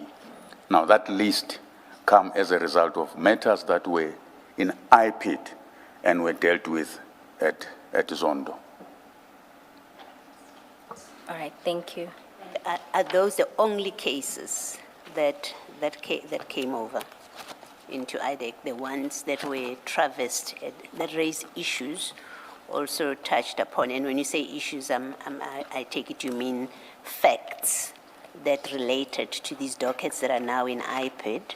The same facts arose in the commission, in Zondo's commission, or commission into state capture.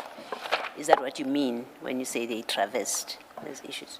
Yes, Commissioner. So, as I understand it, the investigating director at the time, Advocate Grenier, authorized in relation to what they called security sector at that time, matters, authorized all matters that related to the testimony of Robert McBride at the Zondo Commission, but as well as all procurement, alleged procurement corruption that is alleged to have happened within the SAPS and CI and the state security. So it was sort of an all-encompassing authorization.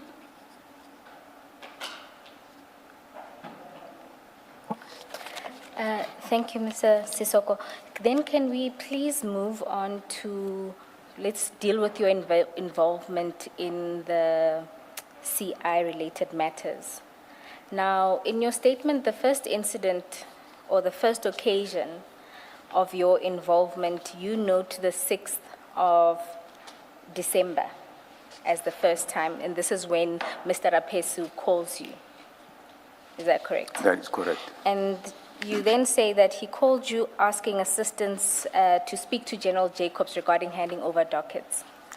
That is Now, correct. in your testimony earlier, you indicated that you did not know anything about the investigation, and what you did was assume that the investigation was authorized. That is correct. Why did you make that assumption and not check before making the call?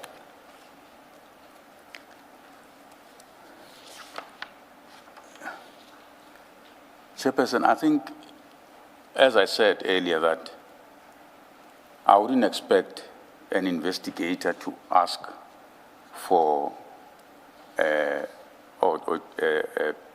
Chief Perumal to instruct someone to ask for a docket from the SAPS if a matter is not authorized in IDAC. So that is why I had assumed that it must have been authorized. On your testimony, you had indicated that there had been sort of 2 occasions where investigations were authorized in the ID's office, and you then find out about them, as a by the way, or after the fact. In this instance, you would have known nothing, and you were requested, or you were going to call a general to hand over dockets, in fact, of live investigations, and you did nothing by way of verifying, which means if Mr. Rapesu, for example, was out on a limb and not seized with an actual investigation, you wouldn't have known. You would have participated in him acquiring dockets in a process that potentially wasn't authorized. I guess I'm trying to understand why you would take such a massive step, because it's not like you're speaking to a normal person. You're talking to General, the head of IG, the Inspectorate, sorry, and asking him to hand over dockets, where in a matter you know absolutely nothing about. That is true. In retrospect, maybe I should have asked first, but I think it's also a trust issue. I didn't expect that an investigator would ask for a docket without any authorization. Can I just ask something about this? Your answer for me would hold if at this point you were aware that there is an investigation that is being conducted. And so when Rapesu calls you, you would, I think, reasonably assume, of course, I know about this. Not assume, you would say, of course I know about this, and then reasonably assume that he's asking because he's been sent by Perumal. You have no reason to doubt that. I can understand on those facts.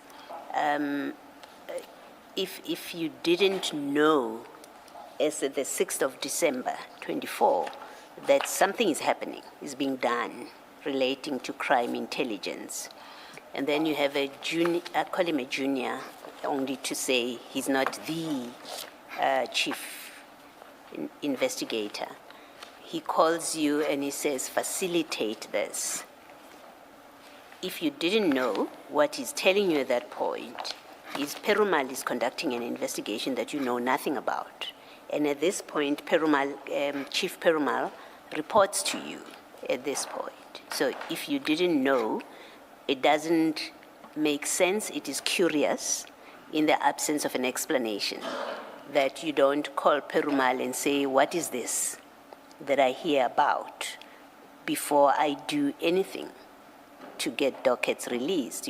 I'm your boss, you report to me, and then have Perumal tell you it's in the ID's office. And then maybe at that point you say, oh well, in that case, I will not interfere. That would make sense. As I say, the alternative is you knew something was happening, and that's why, and that you've been excluded from it, and that's why you respond the way you do to Rapesu. Can you just explain that? Yeah. Commissioners, I think my actions at the time were mainly based also on my discussion with Rapesu, and in terms of how the instruction came and so forth. But I also took a view that I will take it up with Chief Perumal, which I subsequently did. But at that point in time, I must admit, I did not call him immediately. I'm not quite sure, Commissioners, because it's quite a while. I think we might have spoken much later on that day with Chief Perumal. But you would probably have actioned already. If you're speaking later in the day, the question really is, before you act on something like this, and we've had evidence that says, actually on the 6th it was very busy. People were very busy. That's the day that I think a section 2813 was issued. Yes. There was clearly lots of activity in the office. And unless you were not in the office, it's difficult to understand that you would not have been aware, even if you are not closely involved, but that you were completely unaware that this is brewing, this is happening. And then, firstly, as a fact, that you were not aware at all. You're the second in command. People report to you. And then Rapesu calls you, and you deal with it so compliantly on your statement. Obviously, he calls you because he thinks you know something about this, you're involved with this, you're the head of investigations. And then you are compliant, you facilitate without asking any questions. I don't understand that. And what makes sense to me, and let me put it to you so that you can comment, what makes sense to me is at the 6th of December when Rapesu calls you, you had an idea. You must have had an idea of what you may have disapproved.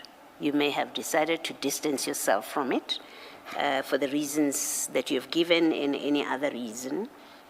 But the picture that this creates is you must have been aware that something about crime intelligence investigations was going on. And I'll just do what they ask me to do, and I don't want any part to it. What do you say to that? Commissioner, if that was the case, I would have considered to it. As I said, and I think even Mr. Rapesu would have testified to the fact that when he spoke to me, he realized that I wasn't aware of it. So I wasn't aware of it.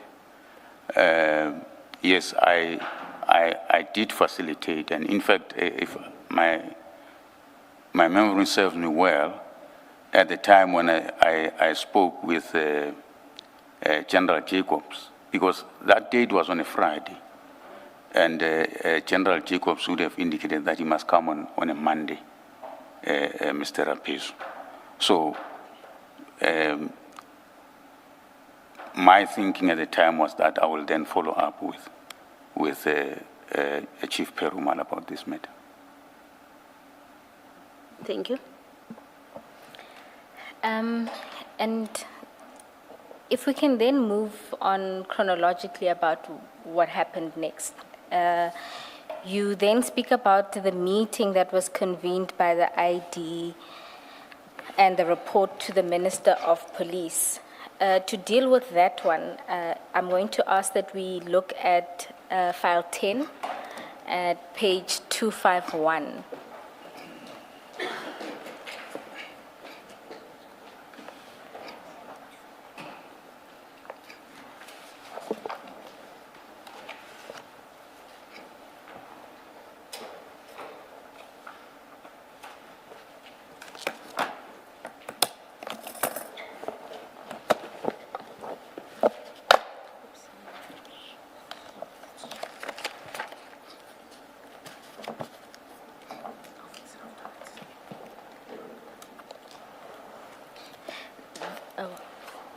Maybe just to introduce the document itself, this is an affidavit by Ms. Ramsamy that she says the purpose of it was to deal with the events.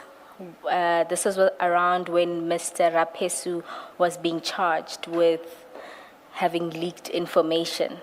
And so she did an affidavit about what she knew surrounding those events. And it was commissioned, I think, on the 3rd of March. Just need to double check. Oh, my apologies. It's dated 1 April 2025. You know why? It's because of this. Oh. Now, if we can then go to paragraph 6.18. You'll see there, I don't propose to read the entire paragraph,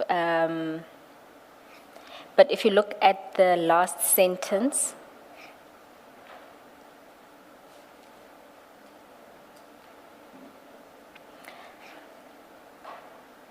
oh goodness, I realized that it might, the whole paragraph might be the sentence.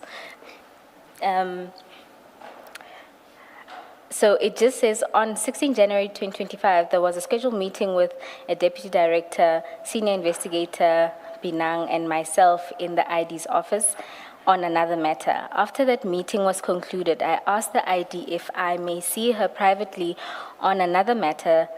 The other parties were excused. I then asked the ID if the designation had been extended to Belochan for diversion, and I explained why. As per paragraph 6.16, I expressed my concern after the ID informed me that she was not aware that Belochan was party to that consultation.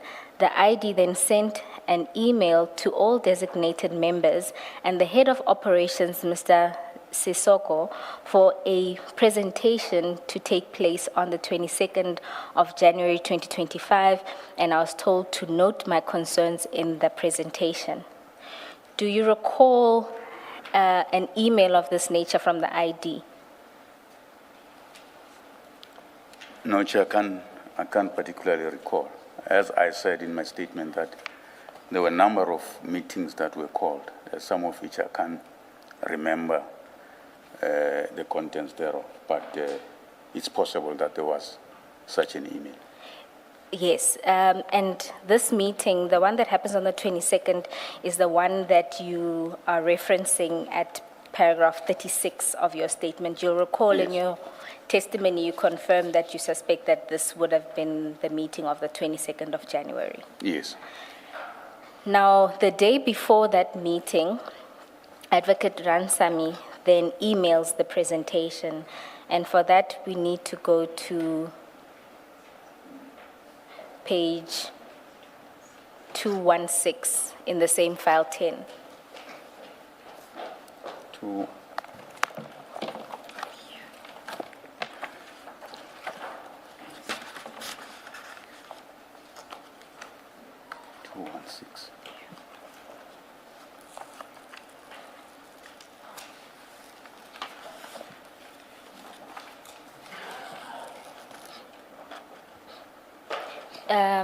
Do you have it? Yes.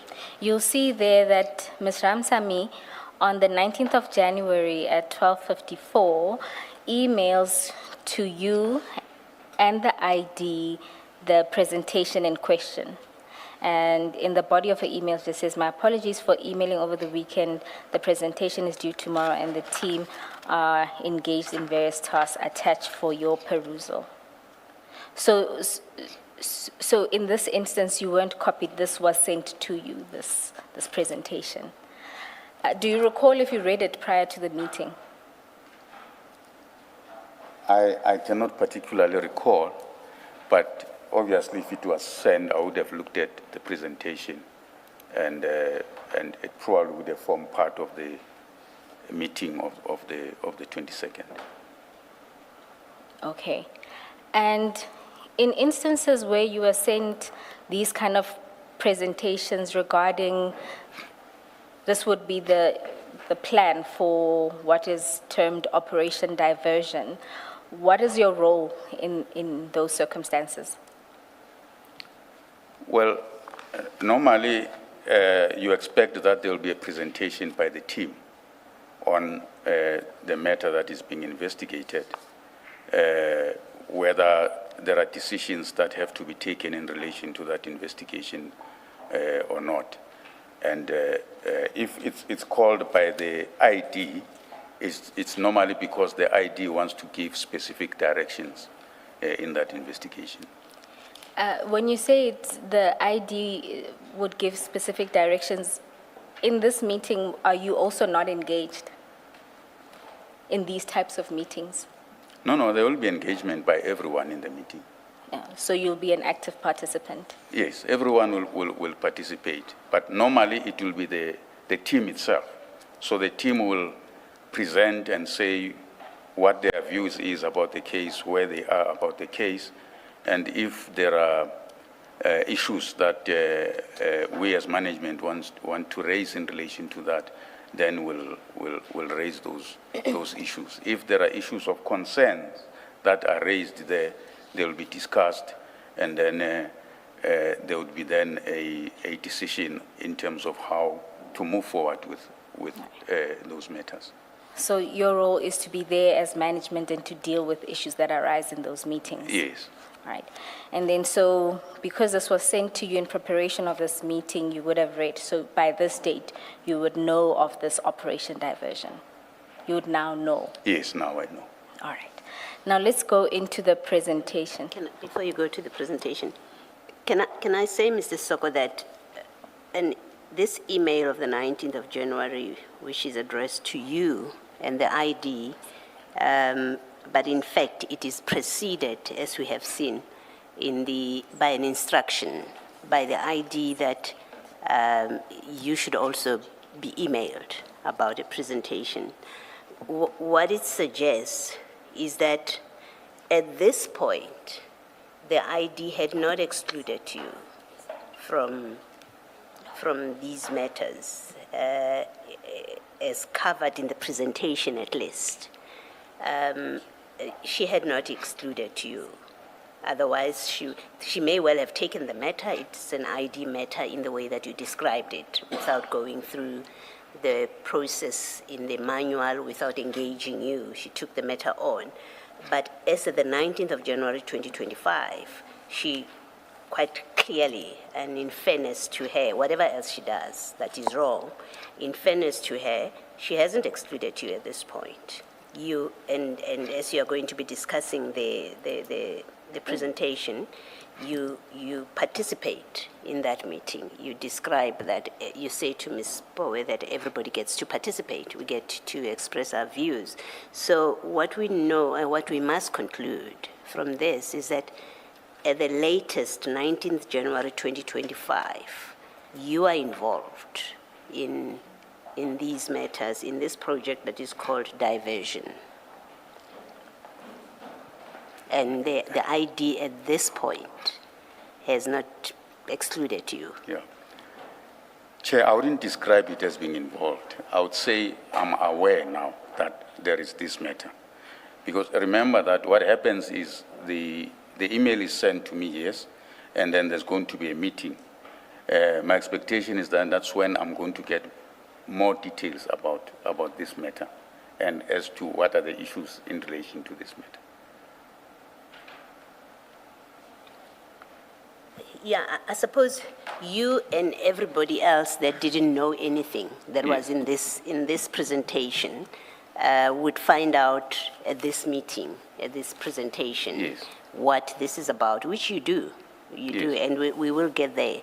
At this point, I'm making the simple point that after taking the matter from wherever she got it, when we've had a long debate about how this matter lands with the ID, but having taken that matter on the 19th of January, but in fact earlier than that, when she gives an instruction that you should be invited, a presentation should be prepared and you should be invited, and then as at the 19th of January, you are part of this. However it plays out later, we are not yet at how it plays out. We are at, this tells us she hadn't excluded you. So Yes, at this point, yes. do receive the presentation. I concede You to do look at it. In prep of that meeting, you look at it. If you didn't, it's a choice that you made, but it's given to you to look at. So you do get to become familiar with what's supposed to be discussed come the 22nd of January. Yes, I concede. That's correct. Yes. Yes, thank you. Do you have it? Okay. Then before we get into the presentation, I just want to note one thing. In that affidavit from Ms. Ramsamy, she notes that on the 16th, Advocate Johnson had asked for your inclusion, said there'll be a meeting and all of those who are designated would be there as well as yourself. You recall that? That's what we read earlier. Do you recall that? No, I don't recall that. I'm not sure. Are you saying that I was part of that conversation with? No, I'm not saying you're part of the conversation. I'm saying that, do you recall when we read that paragraph, that what Ms. Ramsamy was explaining was that on the 16th, yes. Advocate Johnson was asking for your inclusion into this meeting where this operation would be discussed. Yes, I've seen that, yes. Yes. Now you'll note, I just want you to note that this presentation was initially prepared by Chief Paramore, and when Chief Paramore sends that presentation, he's the one actually who excludes you. And it's Advocate Ramsamy who then sends it to the team, including yourself and Ms. Johnson. It's one of your investigators. Okay. Now, and I just want us just to note that, for now. Okay. Now let's go into the actual presentation. This is still in file 10. It's then basically 2 pages down at page 218.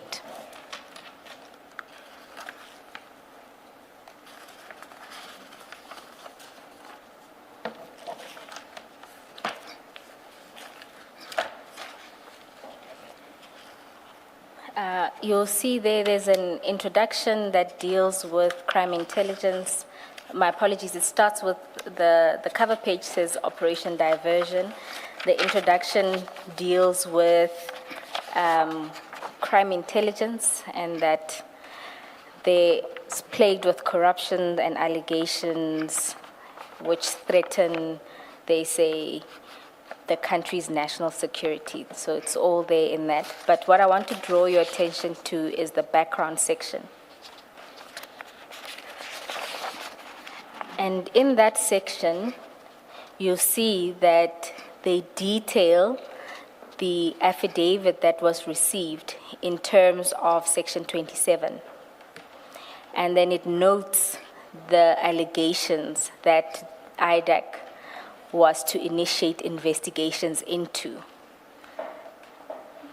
It's a fictitious housebreaking incident. And then there's the procurement of a forklift using CI COVID funds. There is promotions or appointment, in brackets, gratification to specific senior managers.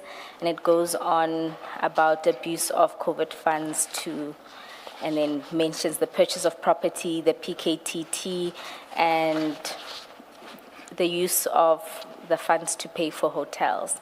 Now, you would be reading this and then learning about the nature of the things that IDAC was to investigate. And on the face of it, some of them don't appear to fall under IDAC's mandate. I'll draw an example to the procurement of a forklift, for example. That's point 2 of the allegations. When you're reading those and you're seeing what appears to be things that on the face of it don't fall within the mandate, what goes through your mind? Commissioners, my view at the time, the presentation is not normally a detail. So the meeting would give a detail. So I honestly did not raise eyebrows with it, with the understanding that when we get to the meeting, we'll get to understand what this investigation is about. But did you then get that detail at the meeting? Yes, as I had testified earlier, Chairperson, that when the team members explained what is alleged here, it was how it was presented was that there is corruption, manipulation of processes, there is issues of gratification and so forth. So those were things that were discussed in the meeting that then said, justified why the matter was in IDAC. But also, for me, it was because the ID had authorized it. I did not question much about what is being presented would be something that does not necessarily fall within the mandate. But the issue was about the mandate itself, and as I understand it, the substance of the question by Ms. Poe is whether all these indeed fell under the mandate. And that question cannot be answered purely by the ID having authorized what was going on. The question of the mandate is a legal question answerable in terms of the statutory mandate. So I'm not sure that what you say answers that part of Ms. Powell's question.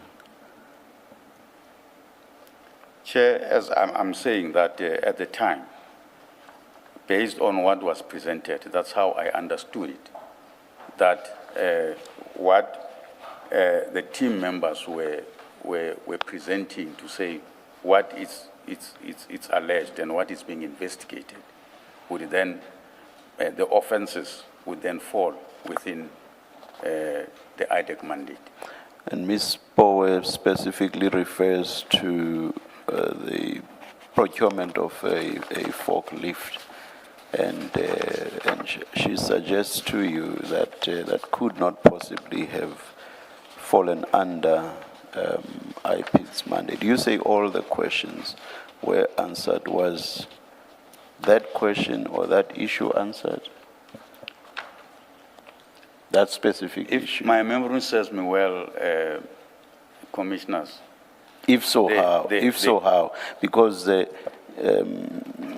unless, for example, you are able to say there's fraud, there's corruption, or there's corruption insofar as the procurement was concerned, if there wasn't corruption in relation to that procurement, then it would have been an offense falling under IDAC's mandate insofar as there is provision for certain specified statutory offenses, but those, at least on our interpretation thus far, those should be additional related offenses, and we interpret the additional related to be additional and related to the other offenses specified as falling under IDAC's mandate. So Ms. Poe is suggesting to you that the procurement of the forklift could not possibly have fallen under IPID's mandate. Commissioners, as I remember what was presented at the time, the issue of the forklifts, it was not one forklift, what I remember. It was a number of forklifts. And this irregular procurement was alleged to have cost the SAPS millions. So it's not the amount that would make an offense fall under IPID's mandate. It's its nature in terms of what the Act provides for. It's not the magnitude of the amount involved. Commissioners, my understanding... Or don't you agree? My understanding at the time was that... Don't you agree? Don't you agree to the proposition I've just made?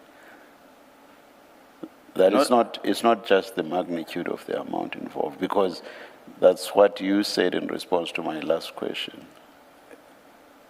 Commissioners, how I understood it is that it falls within the mandate in the context of financial, a financial offense as provided for in the Act, and also the fact that the amounts involved also.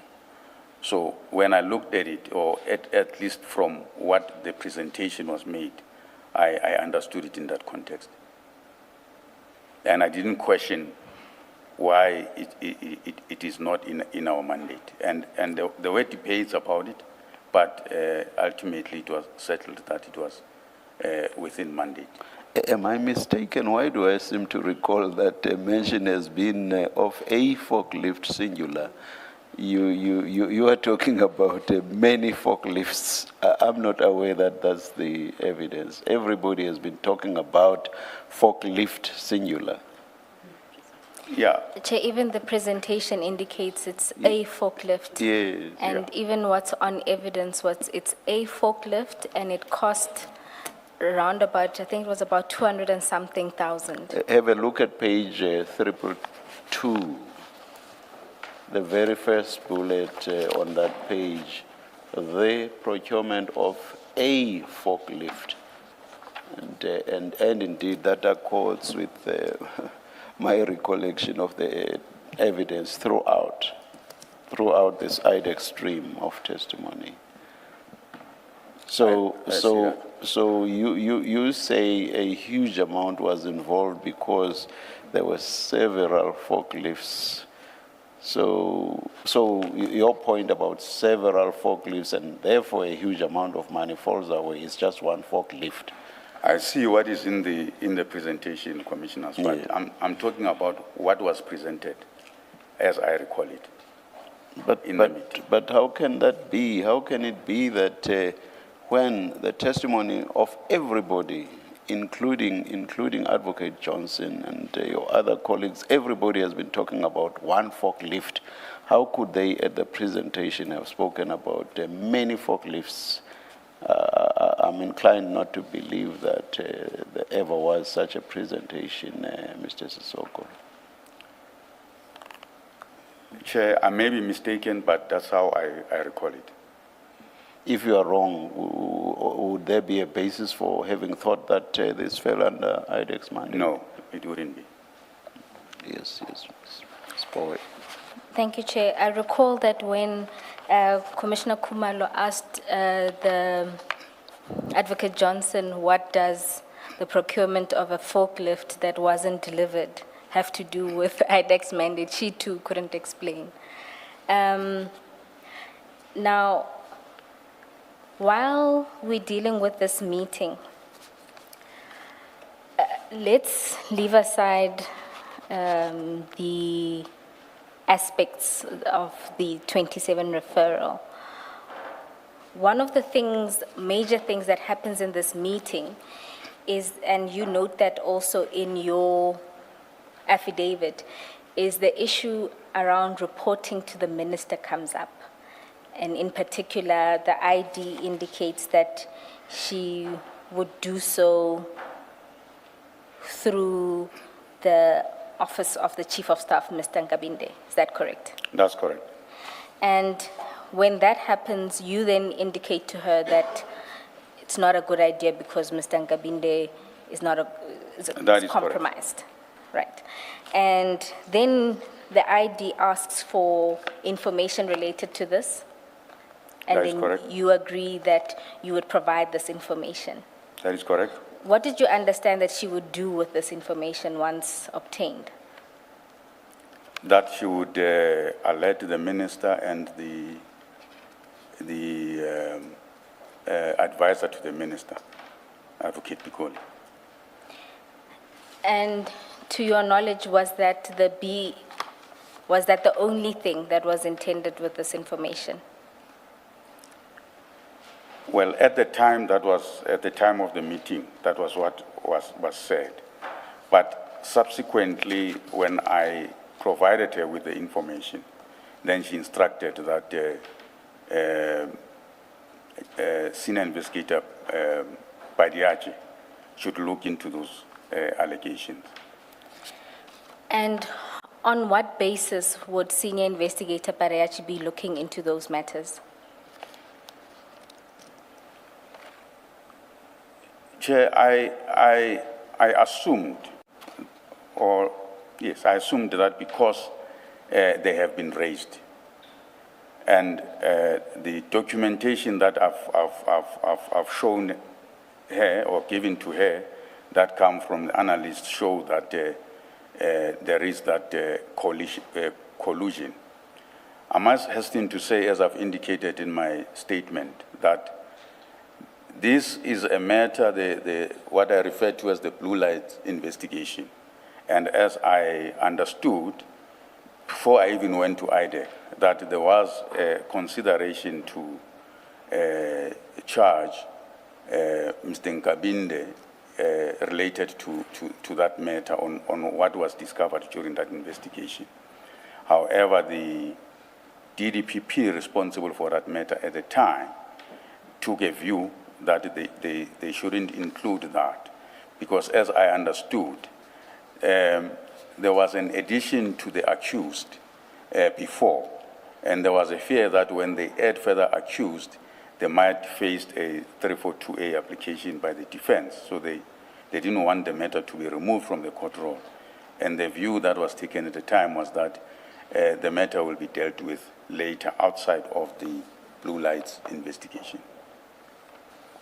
Mr. Sesoko, in the normal course, IDAC and NPA, they account to the Minister of Justice.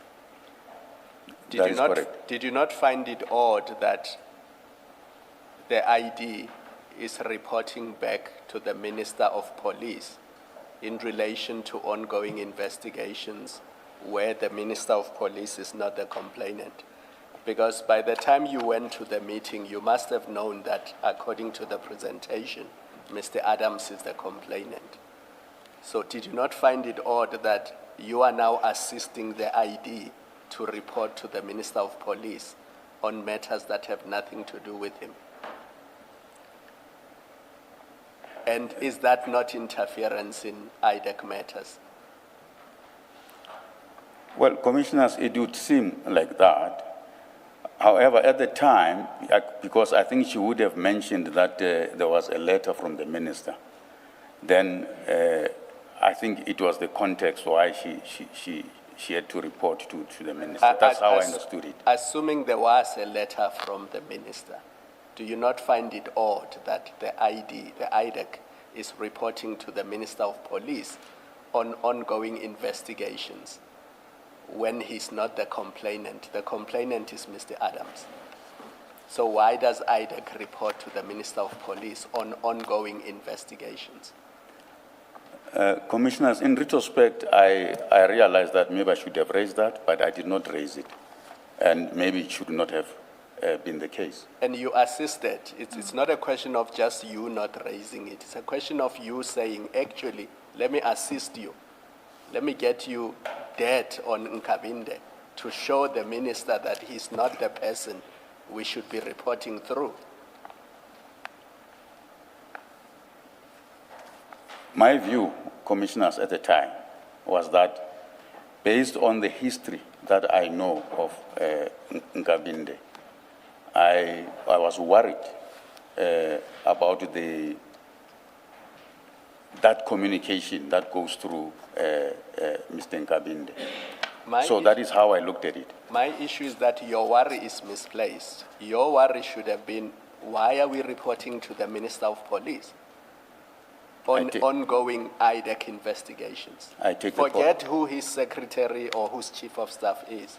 We should not be reporting to the Minister of Police on ongoing investigations where he's not even the complainant. The complainant is Mr. Adams. I take the point, Commissioner. What you did is you opened a line of investigation in relation to Mr. Nkabinde, which you later complain about, and you say you subsequently learned that a 41-6 or a 28-13, I can't remember which is which, has been authorized in relation to the leak to Mr. Nkabinde. I'm not sure I understand. The investigation to find out what cases Mr. Nkabinde is involved in, and that report which you attached to your statement, you Yes. came up with that because you said you don't trust Mr. Nkabinde, he's dishonest. The ID then said to you, find information for me, which you then did and you submitted to her. That is correct. And as a result of that, somebody told Mr. Nkabinde, we don't know who, that IDAC is investigating him. That is The correct. domino effect of that is that the 41-6 in relation to one of your colleagues was then authorized, which you say is unlawful. That is correct. Yes. So you set it in motion.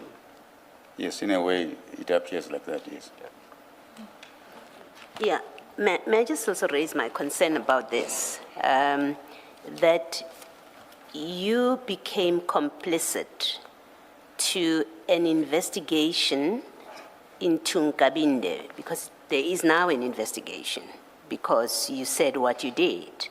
But you participate in that investigation because you go and find information on something that you volunteered. You're the one that volunteers it. And then there's an investigation, but that investigation is not founded on anything in the act. The investigation, there's no complaint, there's nothing. But you're all happy to investigate Mr. Nkabinde on the back of what you have said, and you don't have a problem with that. You're the second in charge. You don't say, hang on, I was just sharing for purposes of communication.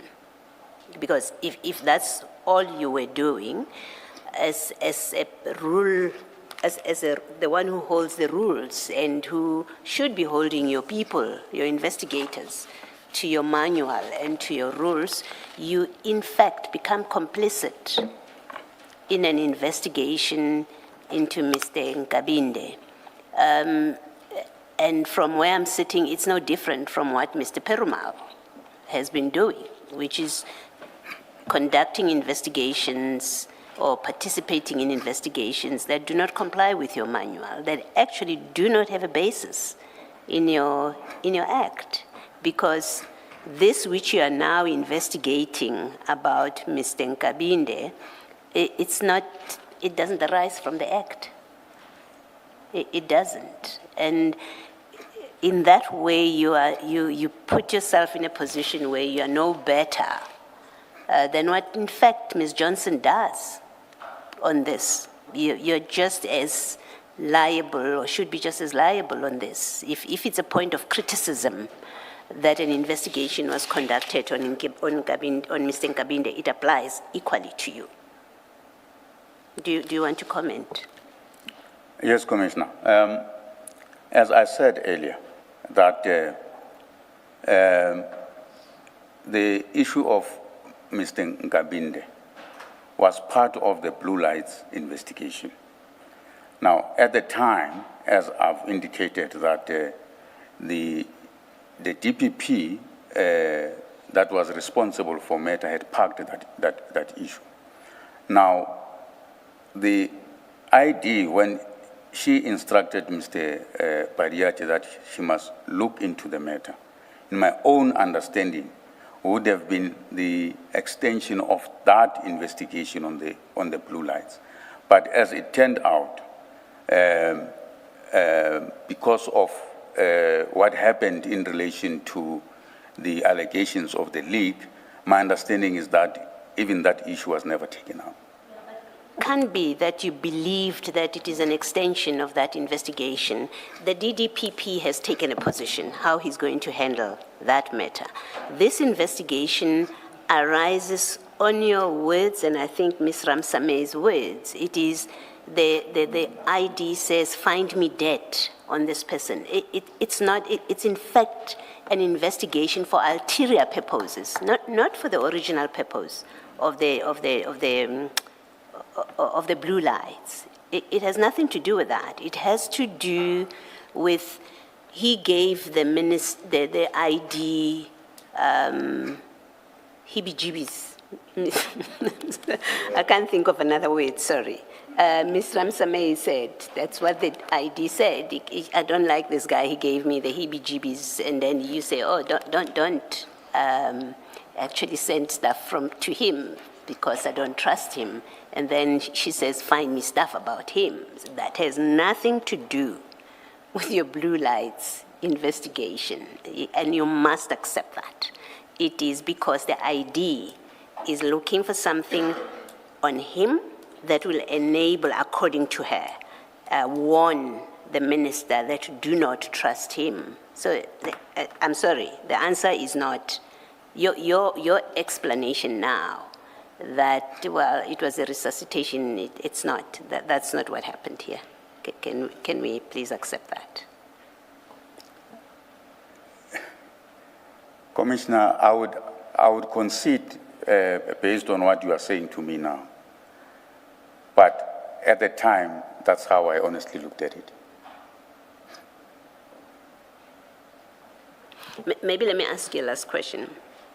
At this point, what was the nature of your relationship with the ID that hopefully provides an explanation of your posture when she's doing clearly things that are wrong?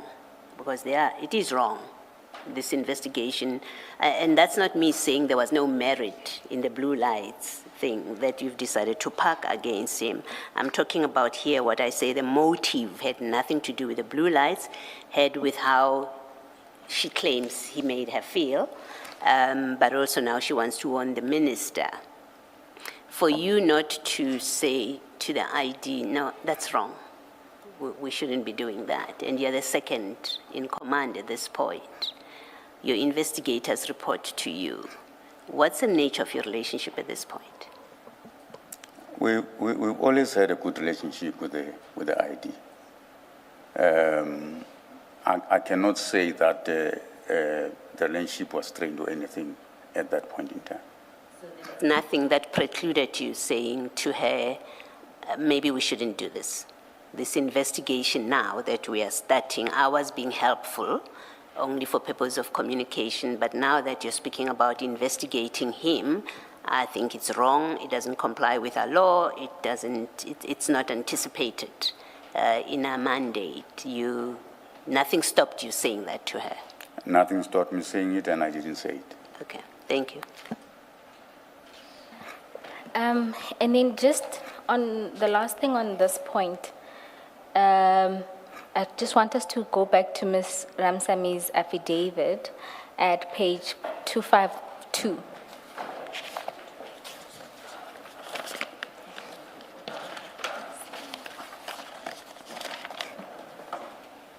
At paragraph 2.27. 6.27, my apologies.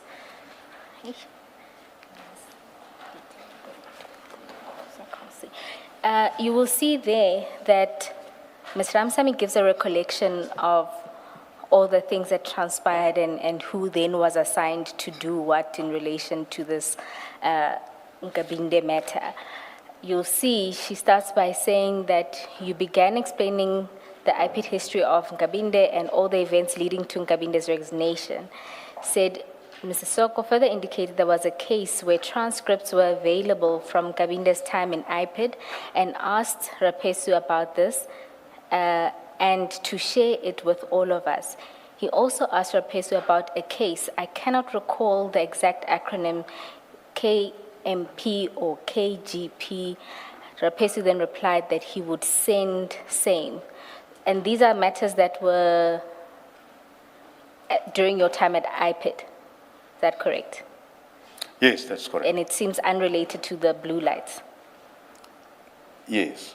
All right. So those are the first set of documents you are going to provide to Advocate Johnson. No, the documents that I was going to provide was what came from the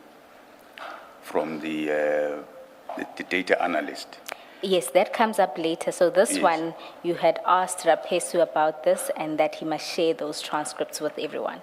Yes, that was in relation to the KJP matter where there was a credibility finding against Nkabinde. Yes. So what I want to show you is that it was not only that Mr. White report, there was more that was shared about Mr. Nkabinde. So that's the first, it's the transcript. And do you recall anything about the KMP or KGP matter? It's KGP. That too was to be shared. Yeah, that relates to the transcript. Okay. Then it says that further discussion ensued by Sesoko, including the fact that there is currently a case in Code Blue Lights where Chabalala is a prosecutor and Benang is the IO, and there were links to Nkabinde. So this one is the one that... Yes, that's the one I was referring to. And so that's the one with the analysts were supposed Yes. to provide the report, and that you provided. Okay. Now, if we move on in this affidavit, you'll see that at paragraph 6.39,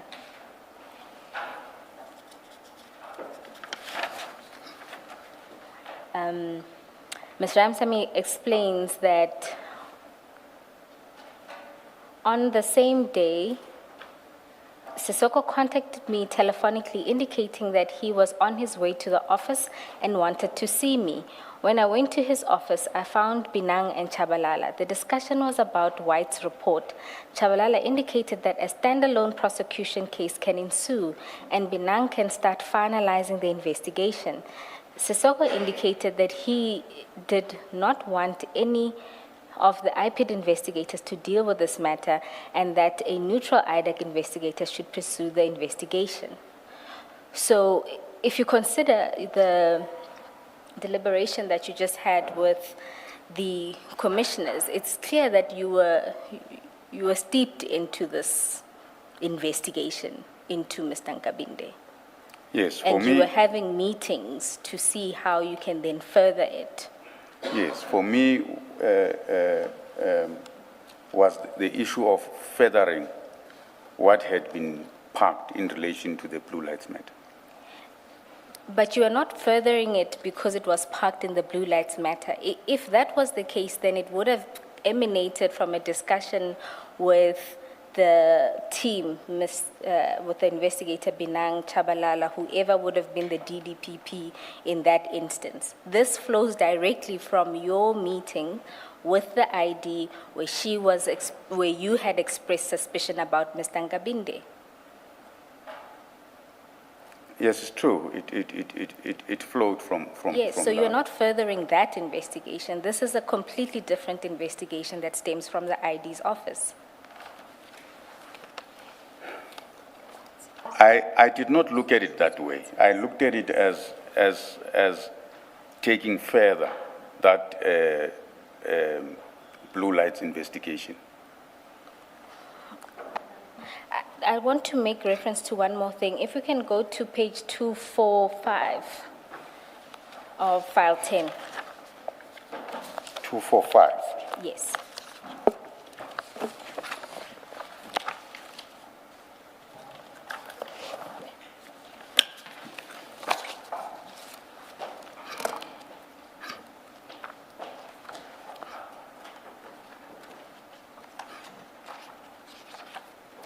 You will see there, it's WhatsApp exchanges.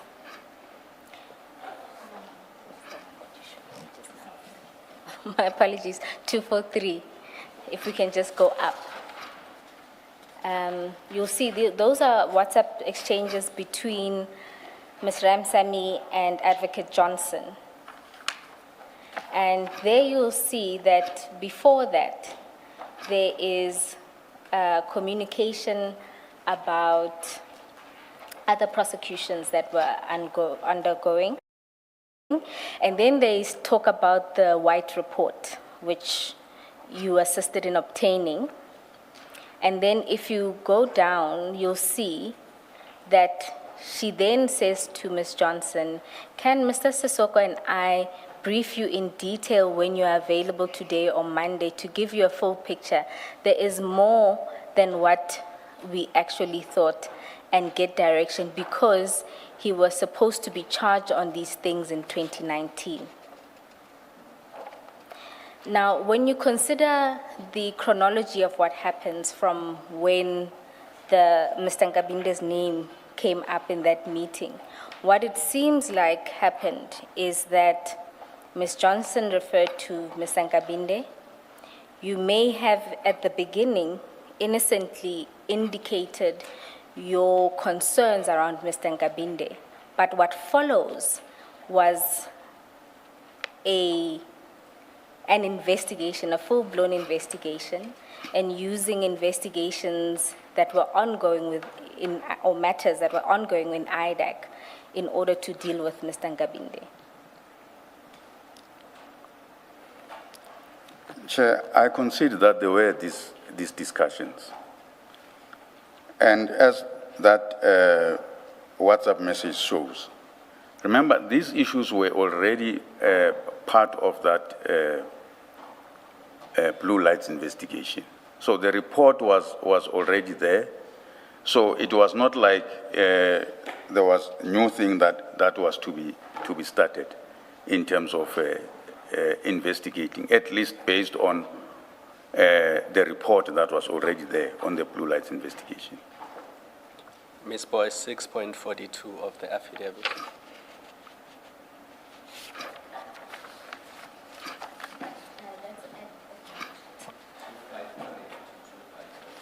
Thank you. Let's go to 6.42, where Ms. Ramsamy says, Sesoko proceeded to explain to the ID and Paramore the links as per... Sorry, 6. 42.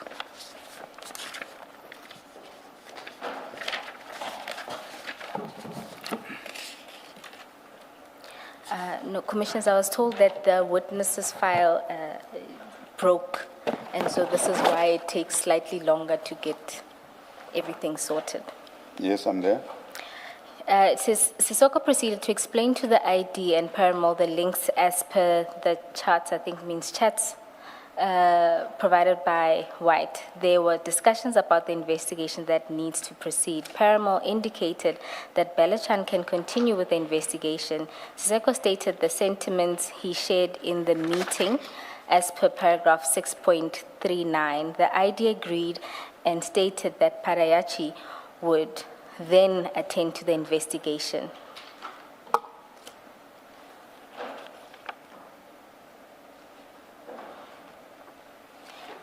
Can you see that?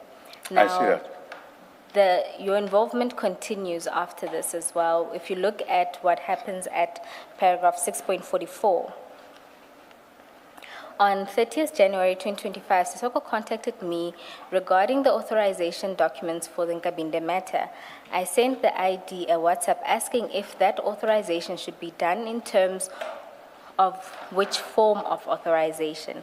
ID advised me that she will check and further advise that something terrible has happened and I was not to discuss Nkabinde matter with Rapesu or Sesoko. I advised her that my discussions on the matter were limited to herself, Paramore, and Sesoko, but would cease communicating until I had spoken to her personally.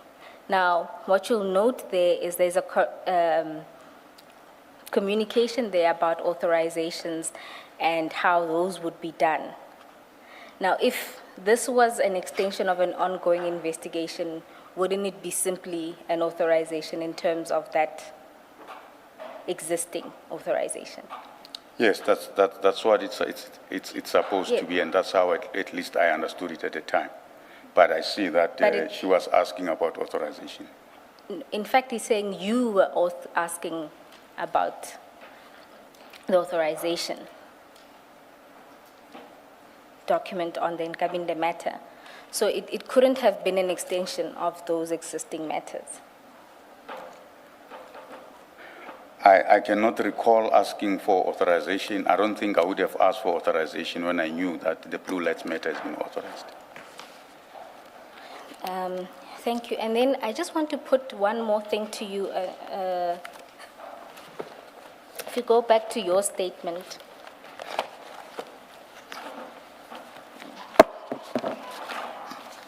And my apologies, not even your statement, annexure MS7.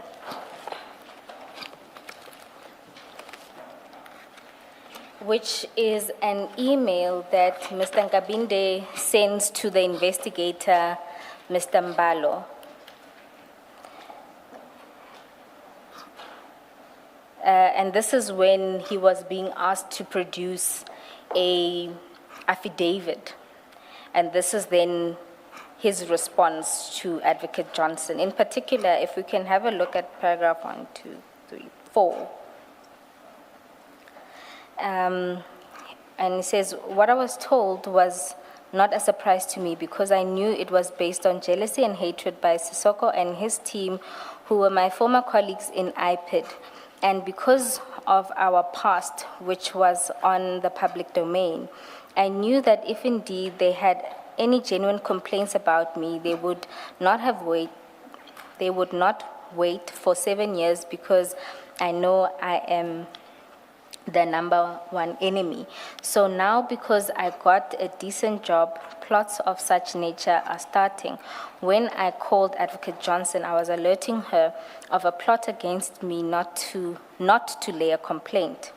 If I intended to lay a complaint, I was going to do so formally in writing. Now, I just wanted to get your comment to that, because in my mind, it's either that this whole investigation was furthering this, Commissioner Baloyi, because of the heebie-jeebie moment, I want to say this heebie-jeebie related matters. I'm sorry, I couldn't think of a better word. The discomfort that Advocate Johnson had, and now there's this campaign to deal with Mr. Nkabinde.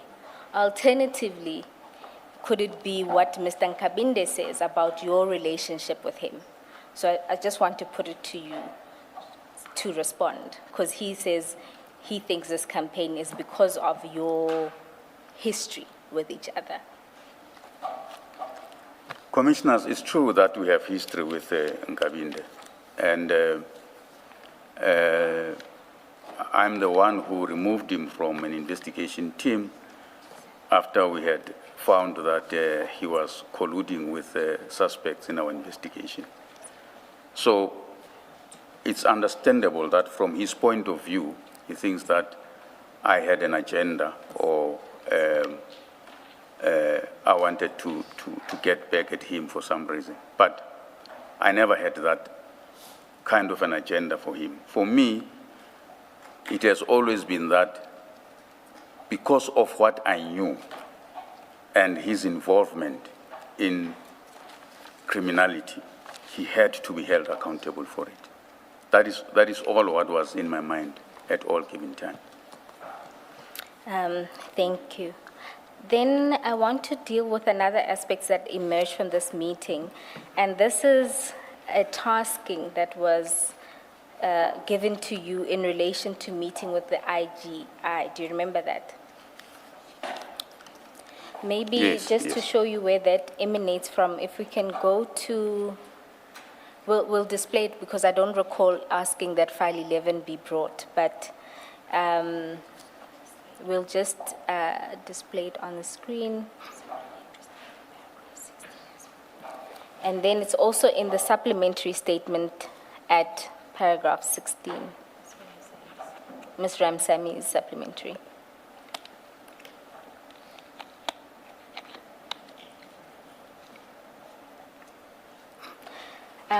I'll just read from the supplementary, which is page 9 of her supplementary statement. She says, after she set out the various investigations, Advocate Johnson said that we are to investigate corruption, PFMA violations, and the Secret Service account.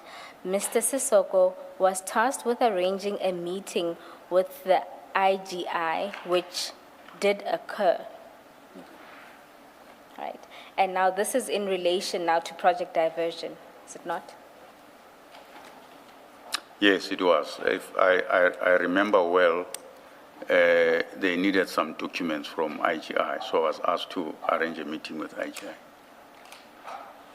And I think what I want to say with this is that it speaks to your involvement. So it's not that you're there passively, is that you are now being involved in this matter. Can you see that? I see that. What documents were being requested? Or do you recall? From my recollection was that the IGI would have conducted some investigation, and they needed some documents in relation to that. So that meeting was about that, but the IGI indicated that they cannot provide that information. Excuse me, the IGI didn't provide it. They cannot provide that information. And was it only related to that? Because if I recall correctly, Ms. Ramsamy said she was also part of this meeting. Was it only about the documents? That's how I recall it. All right, thank you. Now, the next aspect I wanted to deal with.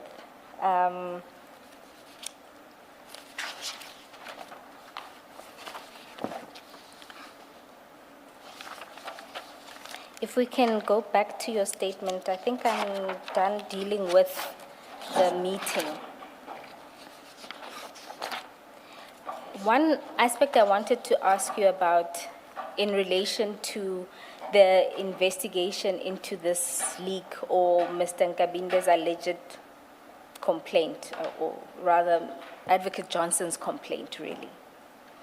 Now, what develops, and this is what you testified to earlier, is that it then became clear that it was not only Mr. Rapesu that was being implicated, it was yourself and Mr. Binang who were being implicated in this. That is correct. For what reason was this being done?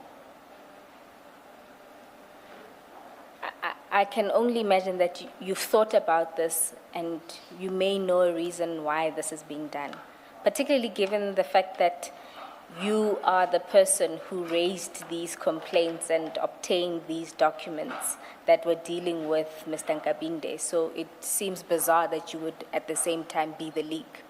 So why do you think this whole investigation was being done against Mr. Rapesu, yourself, and Mr. Binang? Well, I do not really understand why the investigator would insinuate my involvement, because he says he received information that I revealed something to Mr. Binang. But in retrospect, I'm thinking that it must have to do with the fact that there was a conflict between Mr. Perumal and Mr. Rapesu. And therefore, they just wanted to implicate everyone that is formally from IPID. That's how I thought it could have been the reason. But I'm just speculating. Thank you. Now, I want to just deal with another aspect related to your involvement with this project Operation Diversion. If we can go to the set of screenshots that were provided by Ms. Ramsamy. Now, I don't propose we go through all of them because there are many. Commissioners, they would have been inserted into your files, file 10. It should be at the end of file 10. Oh, 10. Yes, it would be page 405. Commissioner Kumalo, did they not? Yes. I think the one that was inserted into your files has pagination, is the difference. I just want to go through them.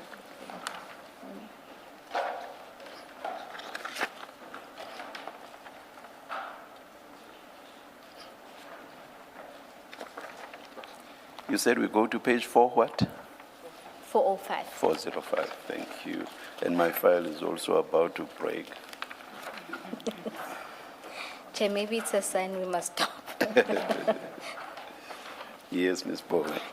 You'll see there that after the meeting of the 22nd, so the first email is the one sent on the 19th, but you'll see thereafter that at least from Ms. Ramsami's point of view, she starts copying you in the emails related to Project Diversion. You see that? So the next one on page 406 is related to the housebreaking that would have been the Lushaba issue.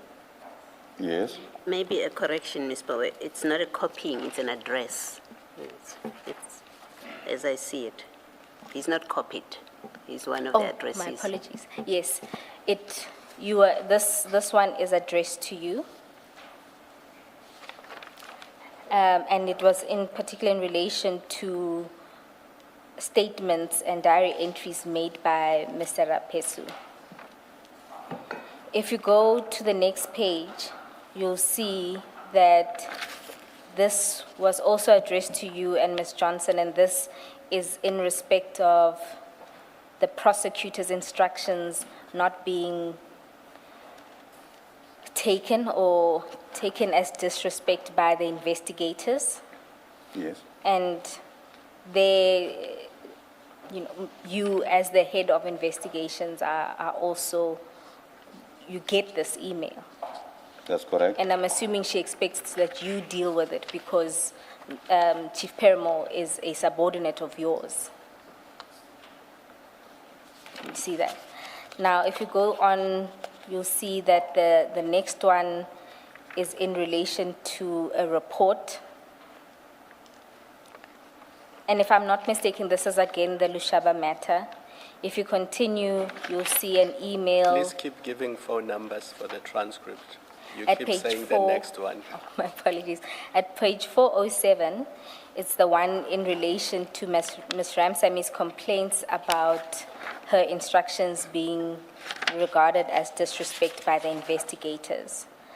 At page 408 is a report that comes from Mr. Rapesu. And there you were copied. And this, as I understand, was in relation to the Lushaba matter, where he had done a preliminary report. Then at page 409, you were also copied in an email to Advocate Johnson related to the SAPS Tembisa hospital tender.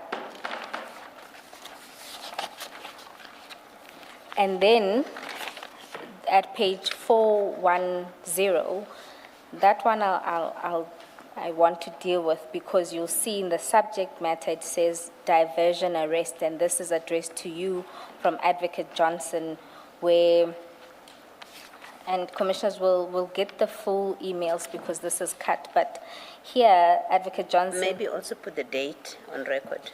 Yes, this is on the 4th of June 2025 at 9:24 a.m. Advocate Johnson says to you, Sesoko, I asked Dylan to let me know when they will arrest, as I need to inform the NDPP. He indicated that the main accused is on leave, etc., and they might push for this afternoon. I let him know that I don't agree. I cannot tell the NDPP today that we are arresting today. What will our urgency be based on? In addition, the DPP is not a rubber stamp and should be given an opportunity to read the papers. I suggest we wait for 2 weeks when the main accused is back at work and then proceed. I'm also aware that accused 4 is not in Gauteng. The team must use the next 2 weeks to determine exactly where all the accused are. When we do arrest, we should be able to pick them all up at one go. Now, again, this doesn't look like it's sent to someone who is not in the know. This looks like it's sent to someone who is part of the team and part of what is being done. It is correct that it looks like that way. So, and can this commission take it as a fact that you were then involved? Commissioners, these discussions did happen, and as you will see that I'm in the email. Please, can you please answer the question directly? Is it so that you were involved? Yeah, I will concede that I was involved. Thank you. So your earlier answer that you only became aware after the arrest, that was not correct, because this email says the arrests are still to happen and they are being planned. Yes, I did not say I only became aware after the arrest. I said the takedown. Isn't that the same thing? No, because there's a planning on the takedown. But yes, I see from the email that I was made aware that there's an intention to arrest. Then, Having accepted your involvement, I then think a lot of the correspondence makes sense because we know that, for example, when there was an issue with the Section 27, Advocate Sirunye sends a message to you as well, saying there's this issue of this 27. Similarly, Advocate Ramsamy also sends a long explanation about the Section 27, and there too, you are a recipient. I'm just going to go to it. I think you were copied, and that's at page 402 of file 10. You'll see the email was sent on the 9th of October 2025. And it says Section 27 referral if Adams in the subject line. Yes. And you'll see there she does a long explanation about her account of what happened with the Section 27 referral. And in particular, I want to draw your attention to 1.4, where she says, on the 10th of June 2025 in your office, where a meeting was held with myself, Mr. Sesoko, Mr. Perimo, Mr. Padiachi, Mr. Mlambo, and Mr. Charles, I indicated that we needed the documents in the folder. At that point, we were all packing to move offices. You indicated I should text you the following day and that you would look for it through the many boxes. And this was this for the arrest? Because this happens around the time that you were planning and discussing the arrest under Operation Diversion.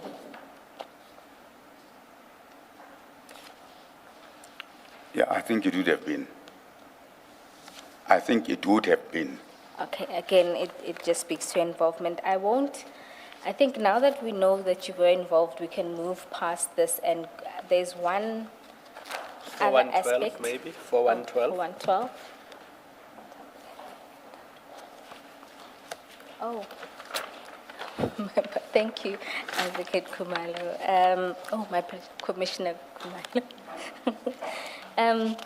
We can then just continue with those. There's then another email that is sent by Mr. Rapesu in relation, this is at page 411, in relation to the chain of collection for the dockets that you assisted with. And then at page 412, you'll see that this is an email that's sent to you, actually from you. And there you had done a project diversion media statement, as we're made to understand. Do you recall that? No, I cannot recall that. All right. We'll obtain that email as well as the annexure. And then at page 413,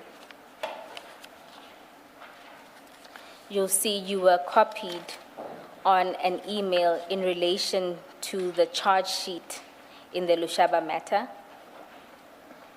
Yes. And this was an email that was sent to General Mashamula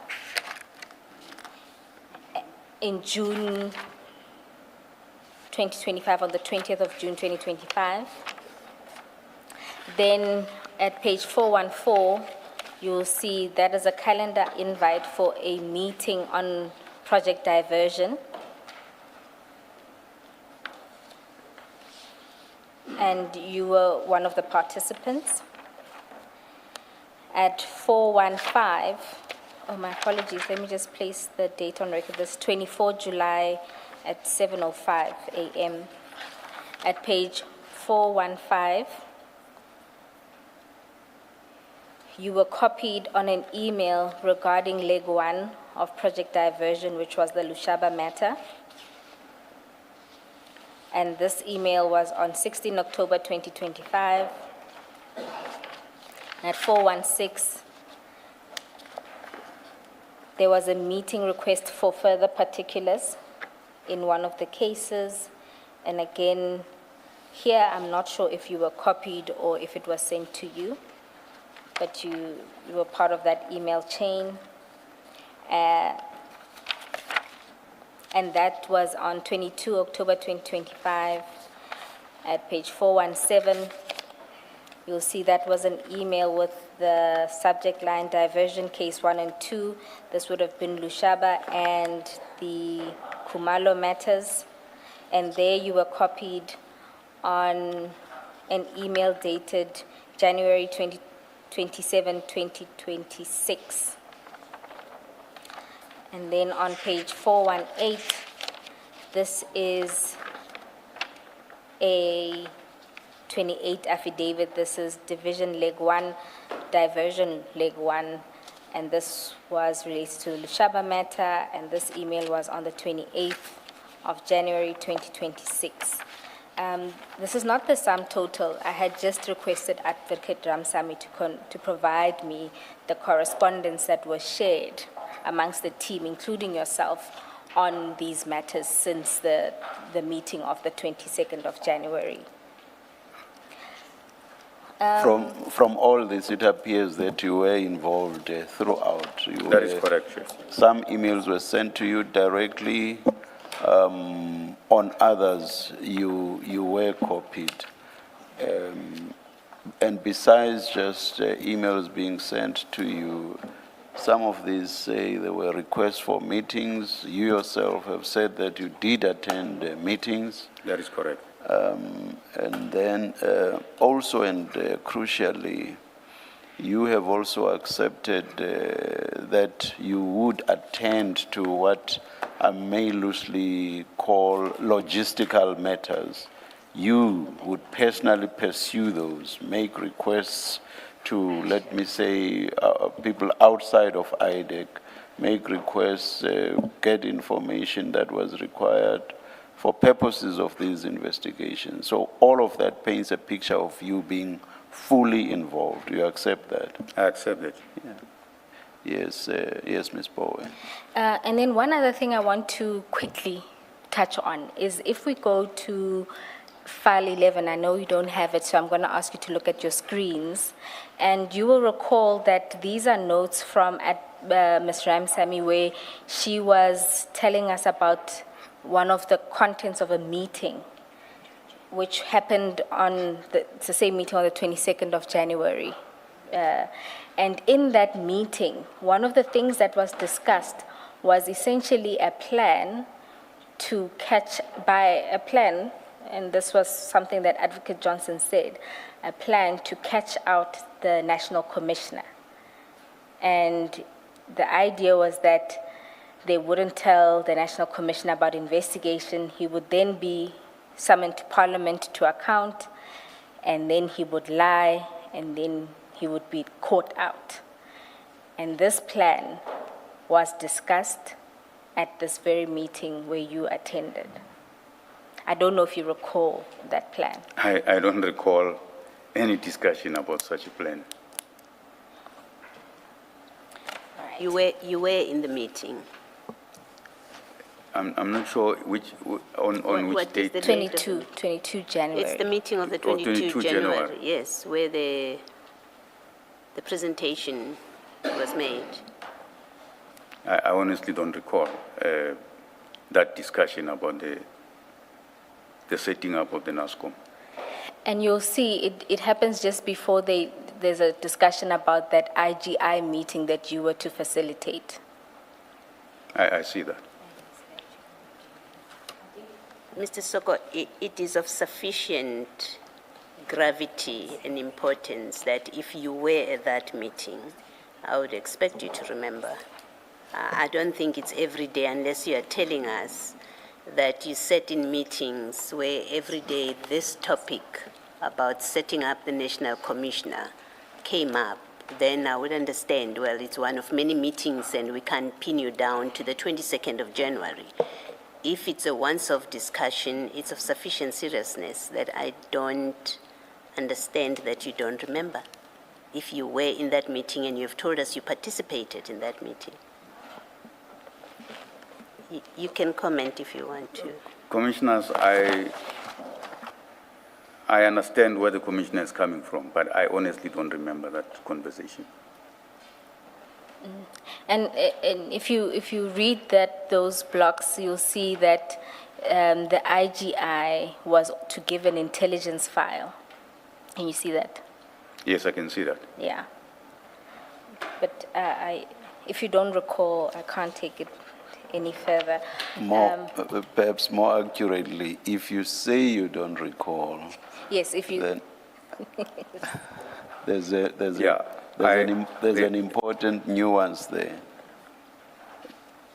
Yes, Mrs. No, Sesoko. I was talking about the NASCOM one. The IGI one, I did indicate that, yes, there was a request for me to arrange that meeting. Yes, Ms. Bowen. The one last issue that I'll canvass with you, two last issues. My apologies. Two issues that I'll canvass with you, relatively short. Now, when you testified earlier, you told us that there were two experiences that have shaped how you've approached these matters. And you mentioned after your testimony at the Zondo Commission and secondly the kidnapping. Now, the kidnapping happens after a lot of this has happened. So I'll focus on the victimization, right? That you want us to have regard to the victimization that happens at IPID, right? Now, was your view that if you were to say something about what was happening at IDAC, you would be victimized? And if the answer is yes, by who? Commissioners, how I viewed this whole matter at the time was that based on my experience and what I went through, sometimes standing up to things that are wrong, you end up being a victim yourself. And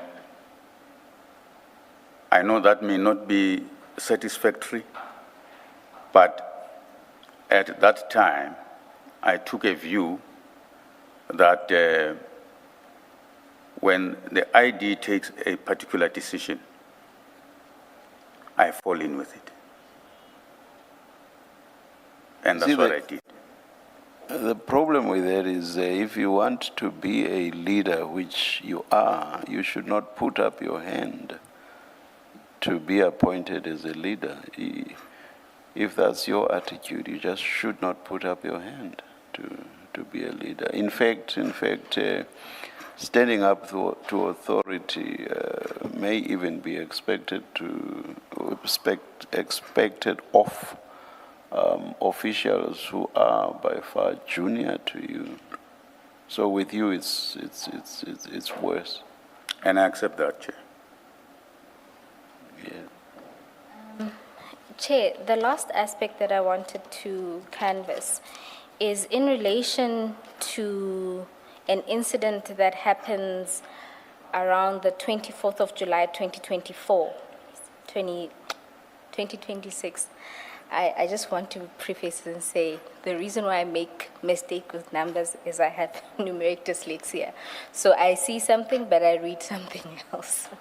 So this is 24 July 2026. And this was after a staff meeting. And Ms. Ramsamy wasn't there, and you then spoke to Ms. Ramsamy. Do you recall that? In particular, she was wondering what she had done. Do you recall that? In particular, No. she was asking you what she had done to Advocate Johnson Okay. and Investigator Paramore. Do you recall that incident? I had a lot of conversation with Ms. Ramsamy. Maybe So- you can so- remind me.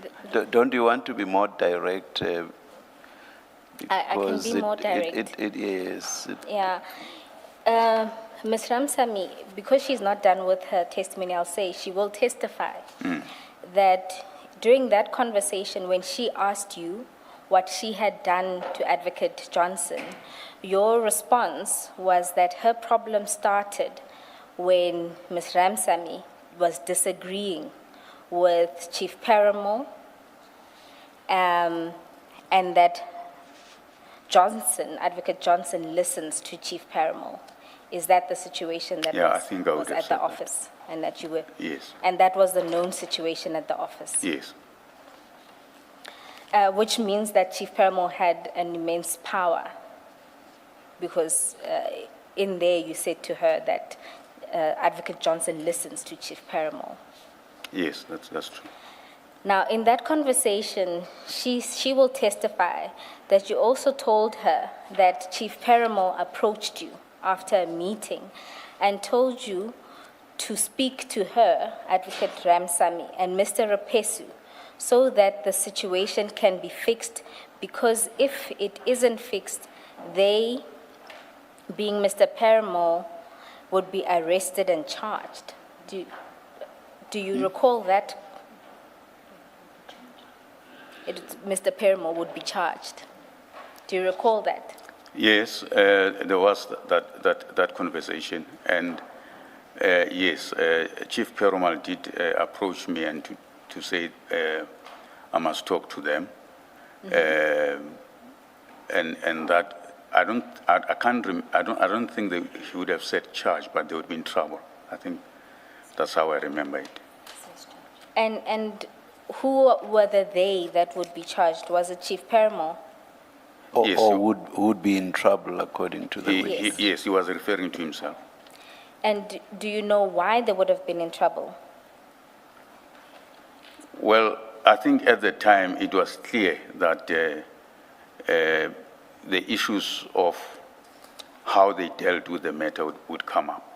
So, Because in that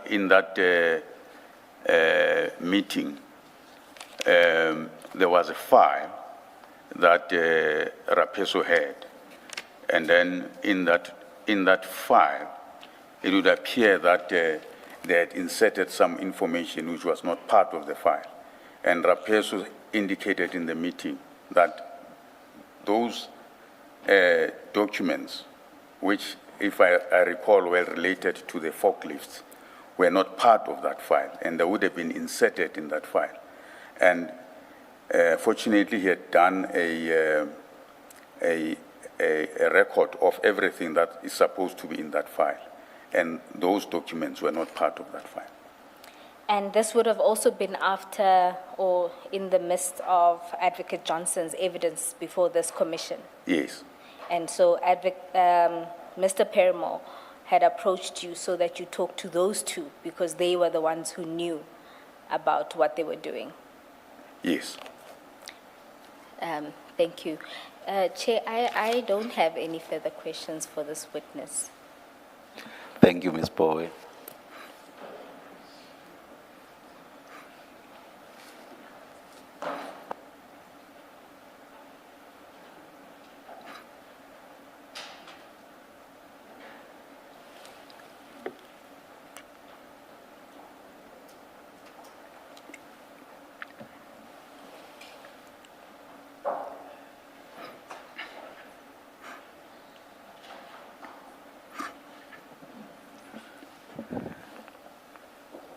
No re-examination.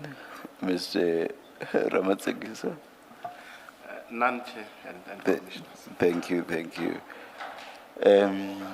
Mr. Sesoko, after a long day, you are excused, but should issues arise that require that you be recalled, that may happen. And you have heard Ms. Bowe say that Ms. Ramsamy is going to say